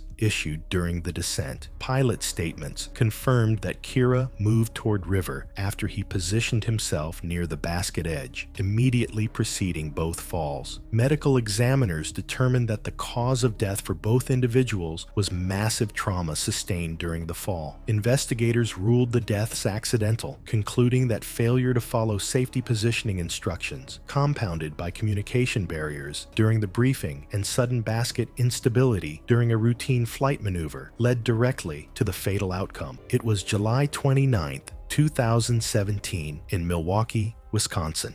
A wedding reception was underway inside a mid-size banquet hall with polished hardwood floors, where about 100 guests gathered around the dance floor for the couple's first dance. Decorative metal lantern fixtures hung roughly 11 feet above the center of the performance area. Earlier during cocktail hour, drinks had been spilled on the floor. Staff wiped up the visible liquid, but small, damp patches remained under the ambient lighting, leaving slick areas that were difficult to see. Xander Krell was 29 years old and worked as a fitness instructor at a local gym. He was the groom and had been actively involved in planning the reception entertainment. Xander was athletic and confident, known among friends for his enthusiasm. He and his bride had spent weeks choreographing their first dance, which was designed to end with a dramatic running front flip that Xander would perform as the music reached its climax. The reception had been progressing smoothly when the DJ announced it was time for the couple's first dance.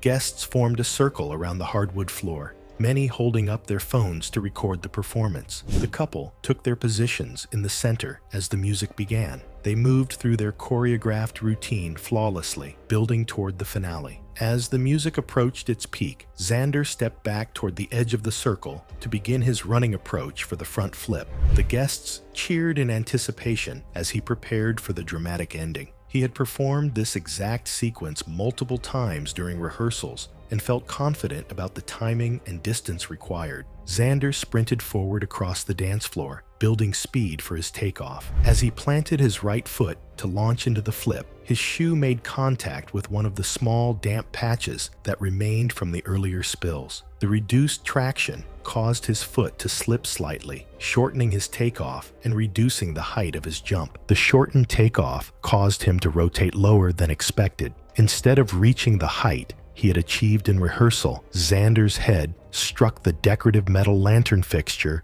hanging above the center of the dance floor. The impact disrupted his rotation completely, causing him to fall almost vertically toward the hardwood surface below. Xander struck the floor head first with his full body weight behind the impact. The combination of the failed flip attempt and the hard surface created a devastating collision. Guests immediately stopped cheering as they realized something had gone terribly wrong. He remained motionless on the dance floor, showing no signs of consciousness, with blood visible near his head. Several guests with medical training rushed to assist while someone called emergency services. They found Xander unresponsive, with signs of severe injury and abnormal positioning that suggested serious spinal trauma. No one attempted to move him due to the apparent severity. The music stopped and the reception hall fell silent. Paramedics arrived within 8 minutes. They found Xander unconscious with indications of severe head and neck trauma. He was transported to a nearby trauma center where imaging revealed catastrophic injuries to both his cervical spine and brain. Despite immediate surgical intervention, he was pronounced dead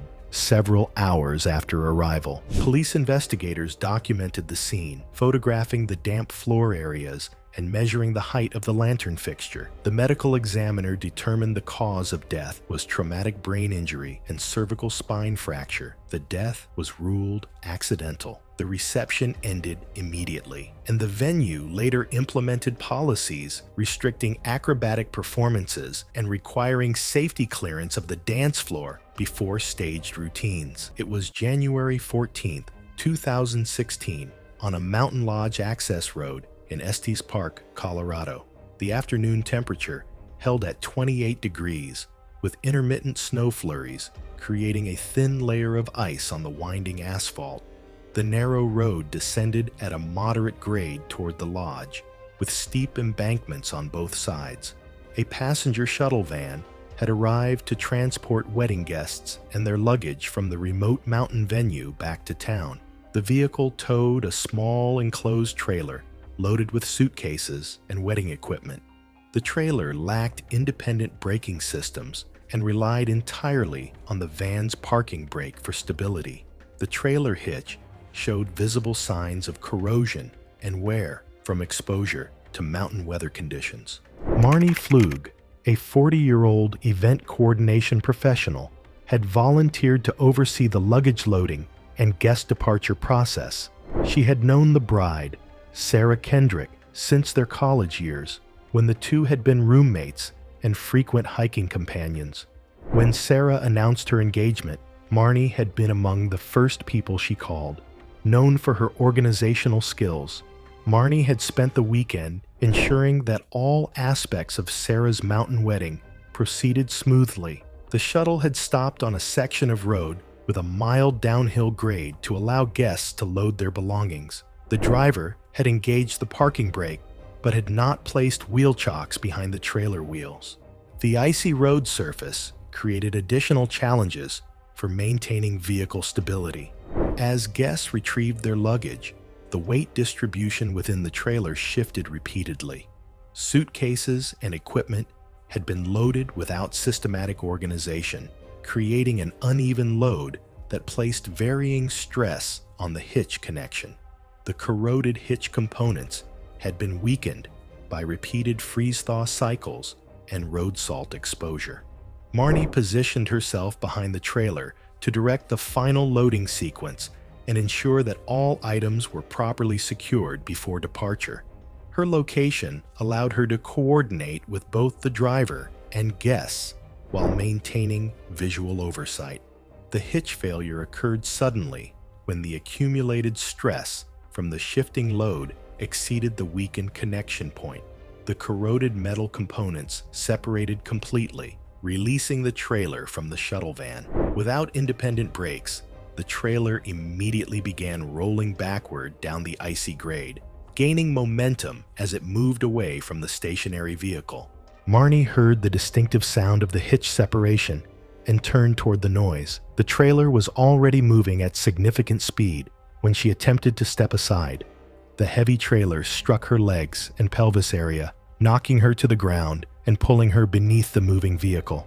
The trailer continued rolling downhill for approximately 150 feet, dragging Marnie along the icy asphalt surface before coming to rest against a roadside embankment.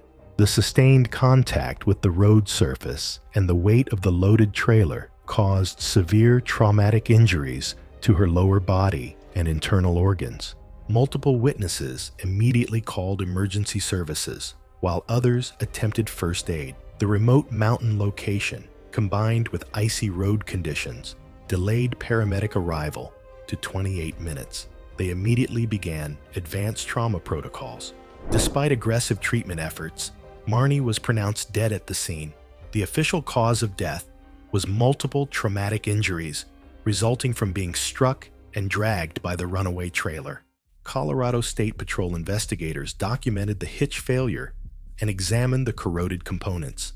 The investigation revealed that metal fatigue and environmental corrosion had compromised the hitch assembly's structural integrity. The final report concluded that equipment failure due to inadequate maintenance was the primary factor in the fatal accident. It was the evening of Saturday, October 6, 2018, outside a banquet hall in Atlanta, Georgia. The reception had ended shortly after 11 p.m. Guests filtered into the parking lot in small groups, retrieving coats from vehicles and saying extended goodbyes near the entrance doors. The lot held approximately 50 spaces arranged in 3 narrow rows with a single travel lane down the center. 2 overhead light fixtures illuminated the area. Staff later reported that one of the lights had been flickering intermittently for several weeks. Evelyn Marsh was 63 years old. She had traveled from Savannah 2 days before the ceremony to assist with preparations. A retired school librarian, she had spent the morning arranging centerpieces and the afternoon coordinating seating changes. Throughout the reception, she moved between tables, helping elderly relatives locate seats and keeping children occupied during speeches. Family members described her as steady and attentive, often placing herself where she was most useful. When the reception ended, she exited through the main doors to wait near the curb for her nephew to bring the car forward. Vehicle traffic in the lot was unstructured. Guests departed at different times, some pulling forward, others reversing from tight spaces. There was no attendant directing flow after 10 p.m. Several vehicles in the rear rows required multi-point turns to exit. Evelyn walked along the edge of the central travel lane, staying close to parked cars to avoid moving traffic. At approximately 11:18 p.m., a guest parked 3 rows back entered his sedan and started the engine. Surveillance footage later reviewed by investigators showed the vehicle's reverse lights activate as he shifted into reverse. The space behind him was partially obstructed by 2 larger SUVs parked on either side, limiting his rear visibility. As he began backing out, his steering angle caused the rear of the sedan to swing wider than expected into the central lane. Witnesses stated that Evelyn stepped from between 2 parked vehicles into the travel lane at the same moment the sedan was reversing. The lighting in that section of the lot was uneven due to the flickering overhead fixture. The driver continued backing at a steady pace, consistent with normal parking lot movement. There was no evidence of sudden acceleration. The rear bumper struck Evelyn at hip height, knocking her backward onto the pavement. Her head struck the asphalt as she fell. The vehicle continued moving for several feet before bystanders shouted and motioned for the driver to stop. He applied the brakes and exited the vehicle immediately. Several guests reached Evelyn within seconds. She was lying on her back and not responding. Someone called 911 while others directed traffic away from the scene. The driver remained on site. Paramedics arrived approximately 6 minutes after the call. Evelyn was unresponsive with no detectable pulse at the scene. She was transported to a local hospital where resuscitation efforts continued in the trauma bay. She was pronounced dead at 1:09 a.m. The medical examiner determined the cause of death to be blunt force trauma, consistent with pedestrian impact and secondary head injury from striking the pavement. Toxicology reports showed no alcohol or impairing substances in the driver's system. Investigators concluded that limited rear visibility, uneven lighting, and failure to adequately check surroundings while reversing were contributing factors. The driver was cited for improper backing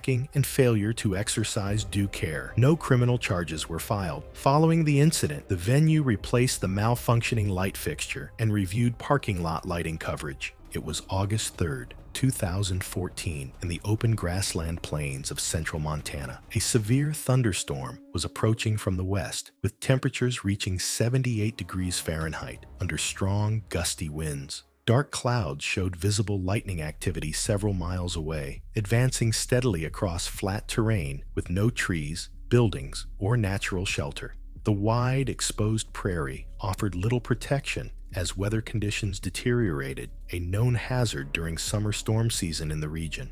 Kelsey Hart was 27, a wildlife photographer who had moved to Montana to document prairie ecosystems for environmental publications. Her boyfriend, Quinlan Reed, was 29 and worked as a regional grocery store manager. Hart had planned to propose to Reed during the approaching thunderstorm, timing the proposal to coincide with the storm's arrival based on weather tracking data later recovered from her phone. The proposal was intended to take place outdoors, with the storm forming the visual backdrop. Hart drove Reed to an isolated area of grassland, timing their arrival to align with the storm's projected path. She positioned them on slightly elevated ground, approximately 2 feet higher than the surrounding terrain, to provide unobstructed views of the approaching weather system. Hart brought professional photography equipment, including metal tripods and portable lighting gear, which she arranged in the open field. Witness reconstruction and phone movement data later indicated hesitation and delayed departure despite worsening storm conditions. Phone records showed Hart actively monitoring radar data throughout the afternoon while positioning the proposal location ahead of the storm's projected movement.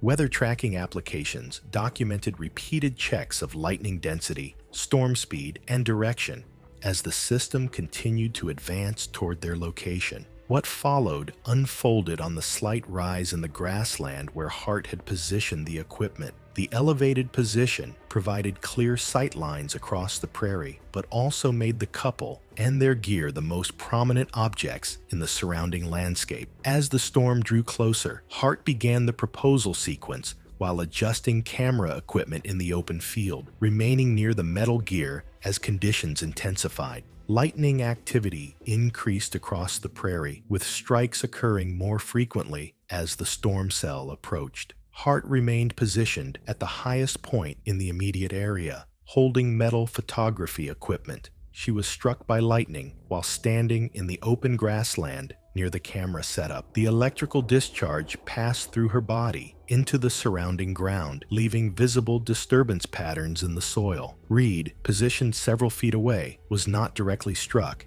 and moved away from the equipment as storm intensity escalated. Hart collapsed immediately following the strike. Due to the continuing storm conditions, movement away from the scene was limited until the worst of the weather passed.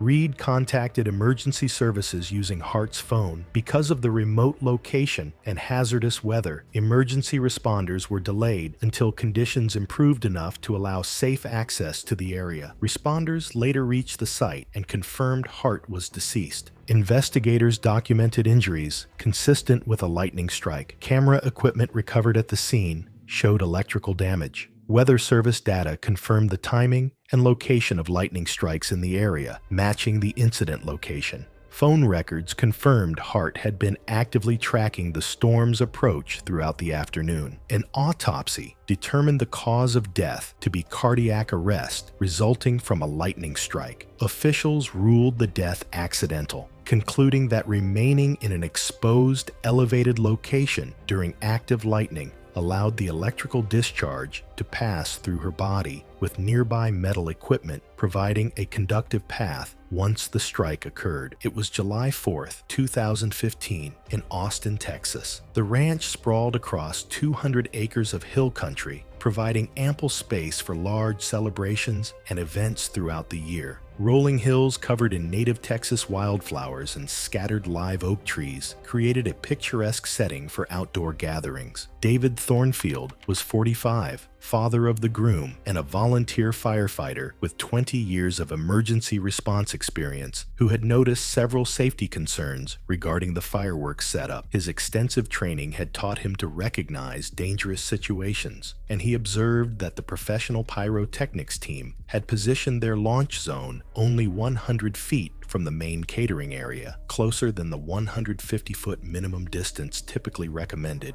with propane tanks stored approximately 80 feet from the launch zone, well within the danger radius for debris and errant fireworks. David had positioned himself near the propane storage area to monitor safety conditions during the show. The catering area included 6 20-pound propane tanks connected to portable grills and heating units. 30 minutes before the show began, the wind direction had shifted from southwest to northeast, meaning debris would blow toward the catering and storage area instead of the open field as originally planned. The fireworks display commenced with a series of aerial shells launched from mortar tubes. An errant firework landed in the dry grass surrounding the propane storage area, approximately 15 feet from the nearest tank. The grass had not received rain for 3 weeks and ignited immediately upon contact. David observed the small grass fire and immediately recognized the potential for catastrophic explosion if the flames reached the propane tanks. Drawing on his firefighting experience, he ran toward the storage area with the intention of shutting off the tank valves before the fire could spread. The first propane tank exploded, sending a massive fireball 30 feet into the air and launching heavy metal debris in all directions. A heavy metal tank fragment weighing approximately 60 pounds struck David in both legs, pinning him to the ground approximately 40 feet from the explosion center. The impact crushed both of his lower legs and caused severe internal injuries. Secondary fires ignited by the initial explosion prevented immediate rescue attempts, as burning propane continued to fuel flames throughout the storage area. Emergency personnel arriving at the scene were forced to establish a safety perimeter and wait for the fires to be controlled before attempting extraction. Fire department units arrived and began suppressing the propane-fueled fires while assessing David's condition from a safe distance. David remained conscious initially and was able to speak with his family members who had gathered at the safety perimeter, but lost consciousness from blood loss. Firefighters required 25 minutes to safely extinguish all fires and remove additional propane tanks from the area before attempting rescue. David was extracted from beneath the tank fragment using hydraulic rescue tools, but could not be revived. Blood loss from his crushed legs and internal injuries had caused fatal hypovolemic shock. He was transported by helicopter to a local hospital where he was pronounced dead from crushing trauma and internal bleeding. The investigation included witness video footage clearly showing David running toward the explosion site in an attempt to prevent the disaster. The fire marshal's report identified multiple safety violations in the fireworks setup, including inadequate clearance distances and improper storage of flammable materials. Debris analysis confirmed the tank fragment that struck David came from the initial explosion. It was October 14th, 2017, at a hotel in Portland, Oregon, when 72-year-old Dorothy Callahan attended her grandson's wedding reception. Dorothy had been diagnosed with type 1 diabetes 40 years earlier and managed her condition with insulin injections and careful monitoring of her blood sugar levels. She worked part-time as a bookkeeper for a small accounting firm and lived independently in a condo 15 minutes from the hotel. Her diabetes management had been excellent for years, with few complications. The wedding had begun with a ceremony at 2 o'clock, followed by a cocktail hour and seated dinner. Dorothy had eaten a light breakfast that morning and had taken her regular insulin dose at 8 o'clock, as she always did. She brought her glucose monitor and emergency supplies in her purse, but placed the purse under her chair during the reception and did not check her levels throughout the event. She was having too much fun to think about her routine. The reception was lively, with music, dancing, and multiple courses of food served over 3 hours. Dorothy was excited to celebrate with her grandson and became caught up in conversations with relatives she had not seen in years. She danced twice, gave a toast during dinner, and drank 2 glasses of champagne. The combination of physical activity, alcohol, and irregular eating disrupted her normal routine. She ate less than usual because she was talking so much. By 7 o'clock, Dorothy began feeling slightly lightheaded, but attributed it to the excitement and noise of the celebration. She did not recognize the early symptoms of dropping blood sugar because her attention was focused on the festivities. She ate a piece of wedding cake, but did not consume enough carbohydrates to counteract the insulin still active in her system. The champagne had also affected her body's ability to regulate glucose. The reception concluded at 8:30. Dorothy said goodbye to family members, retrieved her purse, and walked to her car in the hotel parking garage. She drove home, a trip that normally took 12 minutes. When she arrived at her condo building, she parked in her assigned space and took the elevator to the 3rd floor. She was feeling increasingly tired, but thought she just needed rest. She entered her apartment at 9:05 and sat down on the sofa, intending to rest before preparing for bed. Her blood sugar had continued to drop throughout the drive home. Within minutes, she experienced confusion, rapid heartbeat, and severe weakness. She tried to reach for her phone on the coffee table but lost consciousness before making the call. Dorothy lived alone, and no one knew she was in distress. Her body's glucose level continued to fall during the night, reaching dangerously low levels that caused brain function to deteriorate. By morning, she had been in severe hypoglycemic shock for over 8 hours. Her brain was being starved of the glucose it needed to function. A co-worker who was supposed to meet Dorothy for Sunday brunch called her cell phone repeatedly starting at 11 o'clock, but received no answer. Concerned, the co-worker drove to Dorothy's condo and asked the building manager to check on her. They entered the apartment at 1:15 and found Dorothy unconscious on the sofa. Emergency services were called immediately. Paramedics arrived and found her unresponsive with no detectable blood sugar reading on their monitor. They administered emergency glucose and began transport to the hospital. But Dorothy never regained consciousness. She was pronounced dead at 2:40 that afternoon. The cause of death was determined to be severe hypoglycemia, leading to cardiac arrest and brain death. What seemed like a joyful celebration disrupted a careful medical routine with deadly consequences. It was September 3rd, 2016. Springfield, Missouri was experiencing a warm, late summer evening with temperatures in the mid-70s. The wedding ceremony was taking place at a small community center with hardwood floors and large windows. About 60 guests filled folding chairs arranged in rows with late afternoon sunlight streaming through the glass. At the front of the ceremony space, a unity candle display had been set up on a small pedestal table. The couple had chosen a wax-pouring unity ritual instead of a traditional pillar candle. The centerpiece consisted of a clear glass bowl partially filled with melted paraffin wax, kept warm by a small electric heating plate so it would remain liquid for the ritual. 2 taper candles sat nearby. The pedestal was positioned on an uneven section of carpet where 2 pieces met, creating a slight ridge beneath one leg. Lancey Court was 26 and worked at a local healthcare facility in the pharmaceutical department. She had been friends with the bride since college and volunteered to help coordinate the ceremony. Detail-oriented and dependable, she had arrived early for setup and was assigned to stand near the unity candle to assist the couple. The ceremony had been progressing without incident for about 20 minutes. The officiant invited the couple forward for the unity candle lighting. Lancey moved beside the pedestal, holding the 2 taper candles. Guests raised phones to capture the moment as the bride approached from the left, her dress flowing behind her. As the bride moved closer, the trailing fabric of her gown brushed the table leg. The contact was light, but enough to make the unstable pedestal wobble on the uneven carpet. The glass bowl of heated wax slid toward the table's edge. Lancey stood about 2 feet away, focused on the couple. The bowl tipped over and struck the table corner as it fell. The glass shattered, sending hot liquid wax outward with fragments of glass. A large splash hit Lancey across her mouth, chin, and neck. Startled, she inhaled sharply and coughed as witnesses later reported that some hot liquid appeared to enter her mouth while the rest coated her skin. She recoiled, dropping the candles and clutching her face as witnesses heard her coughing and gasping in pain. Guests rushed forward as Lancey struggled to breathe, her voice hoarse. Redness and blistering formed around her lips and lower face. She remained conscious but in distress, breathing rapidly while attendants called emergency services and brought cool cloths. Someone unplugged the heating plate as others cleared the area. Emergency responders arrived within 8 minutes and found Lancey in significant respiratory distress, with facial burns and persistent coughing, suggesting aspiration of hot liquid. Oxygen was administered, and she was transported urgently to a nearby hospital for airway evaluation and burn treatment.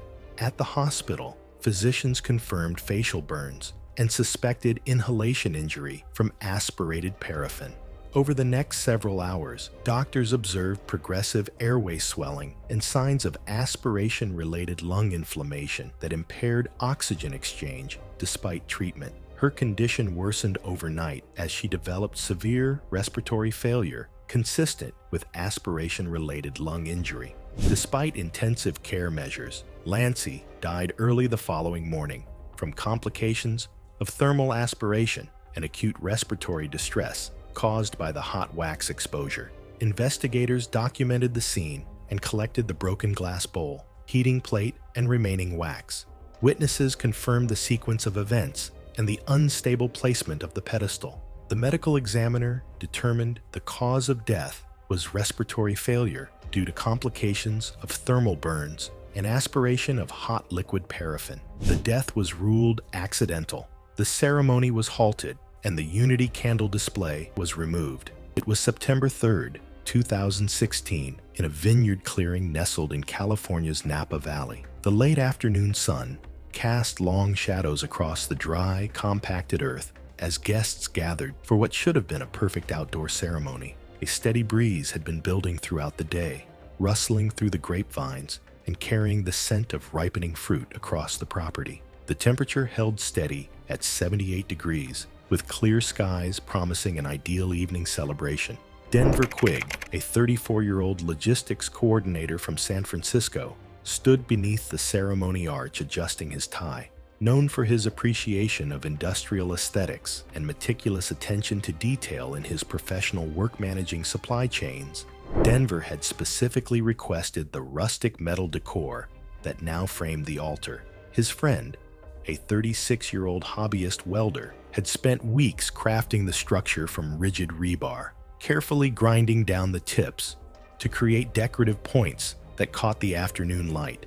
The arch rose 8 feet above the ground, spanning 12 feet in width, anchored by 4 stakes driven into the vineyard soil. What appeared sturdy from a distance concealed a critical flaw. The stakes had been driven unevenly into the dry earth at varying depths, and no lateral bracing connected the frame at mid-height to distribute wind loads. Although the surface appeared compact, shallow irrigation earlier that morning had softened the soil beneath the crust, compromising the anchoring system. As the wind continued to strengthen throughout the afternoon, gusting up to 30 miles per hour, the structure began experiencing subtle rotational stress that went unnoticed by the wedding party. Guests had arranged their chairs in neat rows, positioning themselves within 6 to 8 feet of the arch for optimal viewing. The officiant had begun the proceedings when Denver took his position directly beneath the crossbeam, his back to the strengthening breeze that now gusted intermittently across the exposed clearing. The failure happened without warning during the exchange of preliminary remarks. One of the rear stakes suddenly pulled free from the softened soil beneath the dry surface. Instead of toppling backward, the arch twisted forward in an unexpected rotational motion. The rigid rebar tip, sharpened to a decorative point, entered Denver's upper chest just below his left collarbone at a downward angle. The forward momentum of the heavy metal frame, weighing approximately 180 pounds, drove the steel deep through lung tissue and into his chest cavity. The rebar impaled him and drove him backward, collapsing him against the crossbeam until several guests could manually stabilize the frame from both sides. Heavy external bleeding was immediately visible to those nearby, and Denver showed no signs of movement or response. Fire department personnel arrived within 12 minutes and worked systematically to cut through the metal frame using hydraulic tools to free Denver's body without causing additional trauma. He was pronounced dead at the scene from penetrating chest trauma and severe blood loss. The investigation documented inadequate ground anchoring techniques, failure to account for soil conditions, and insufficient wind load calculations. The ceremony site was immediately closed and cordoned off, and the remaining metal framework was carefully dismantled and removed as evidence.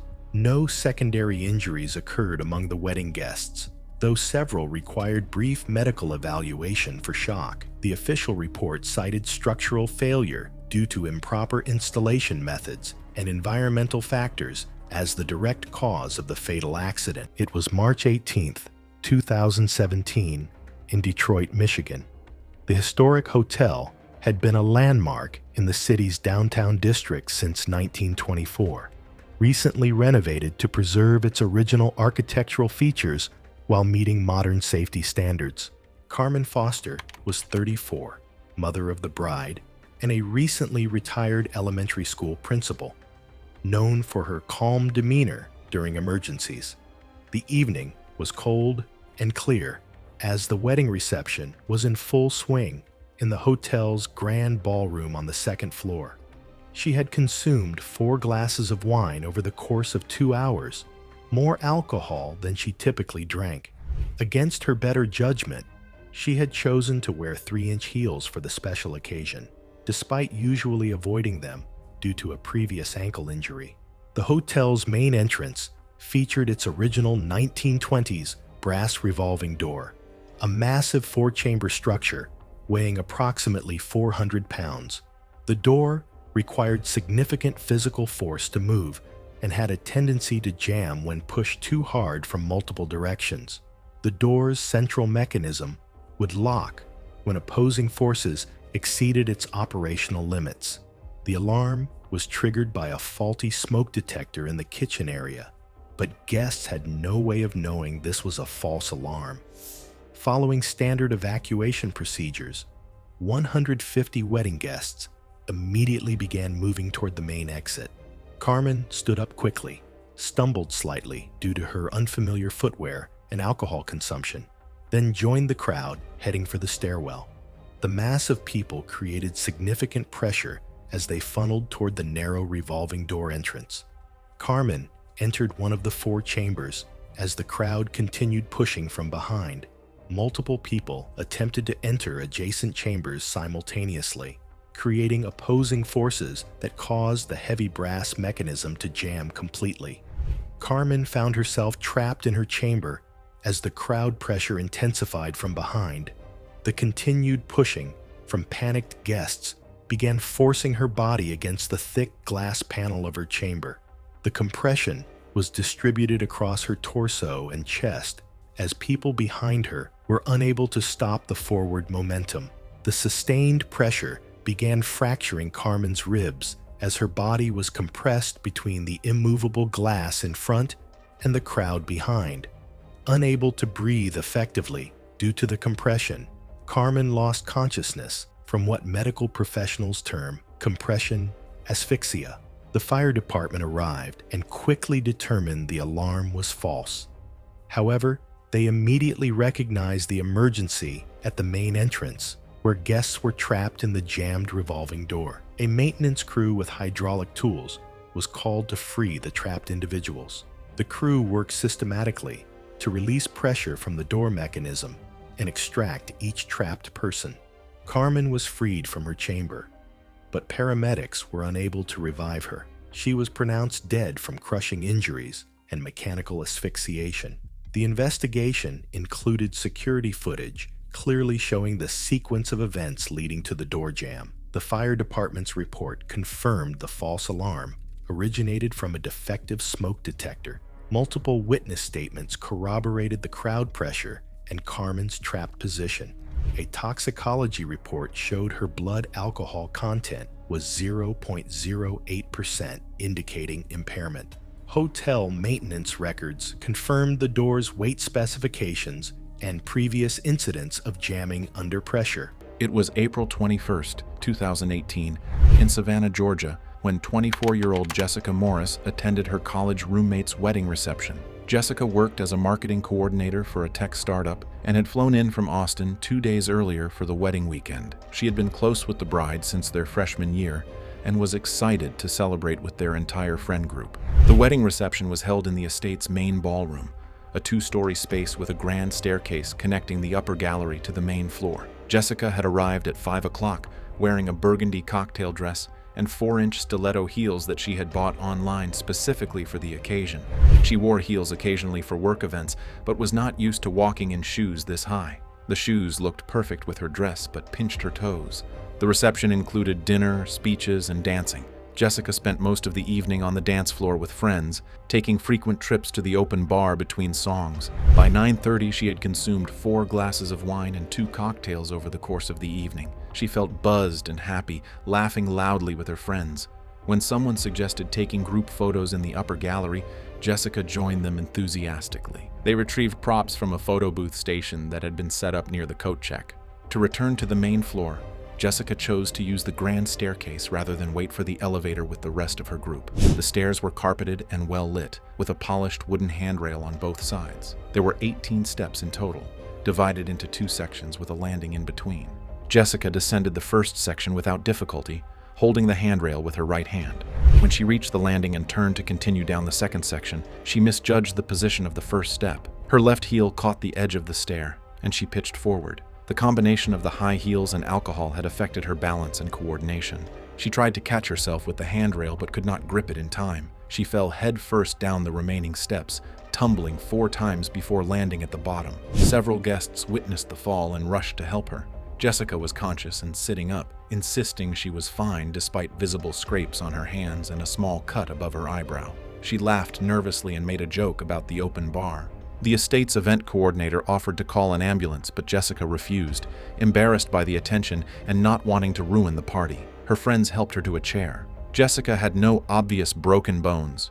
Her speech was clear, and she was able to move all her limbs. She was advised to go to the hospital for evaluation, but Jessica declined, saying she just wanted to get back to her hotel and sleep it off. 2 friends drove her to her hotel room, where she cleaned her scrapes, applied bandages, and took 3 ibuprofen for the headache that had developed. She changed into pajamas and got into bed at 11:30. During the night, Jessica's condition deteriorated. She had suffered a subdural hematoma from striking her head during the fall. Blood slowly accumulated in the space between her brain and skull. creating pressure that gradually affected her brain function. She was alone in the hotel room with no one to notice her declining state. At 10 o'clock the next morning, hotel housekeeping knocked on her door for late checkout, but received no answer. After repeated knocking, they used a master key to enter and found Jessica unresponsive in bed. They called emergency services immediately. Paramedics arrived and found Jessica with fixed and dilated pupils, shallow breathing, and no response to stimuli. They transported her to the hospital, but she was pronounced dead shortly after arrival. The medical examiner determined that the subdural hematoma had caused fatal brain swelling. Her friends were notified within hours. The estate reviewed their safety protocols regarding alcohol service and staircase access. Changes were later implemented to prevent similar incidents in the future. What appeared to be a minor stumble led to a silent death hours later.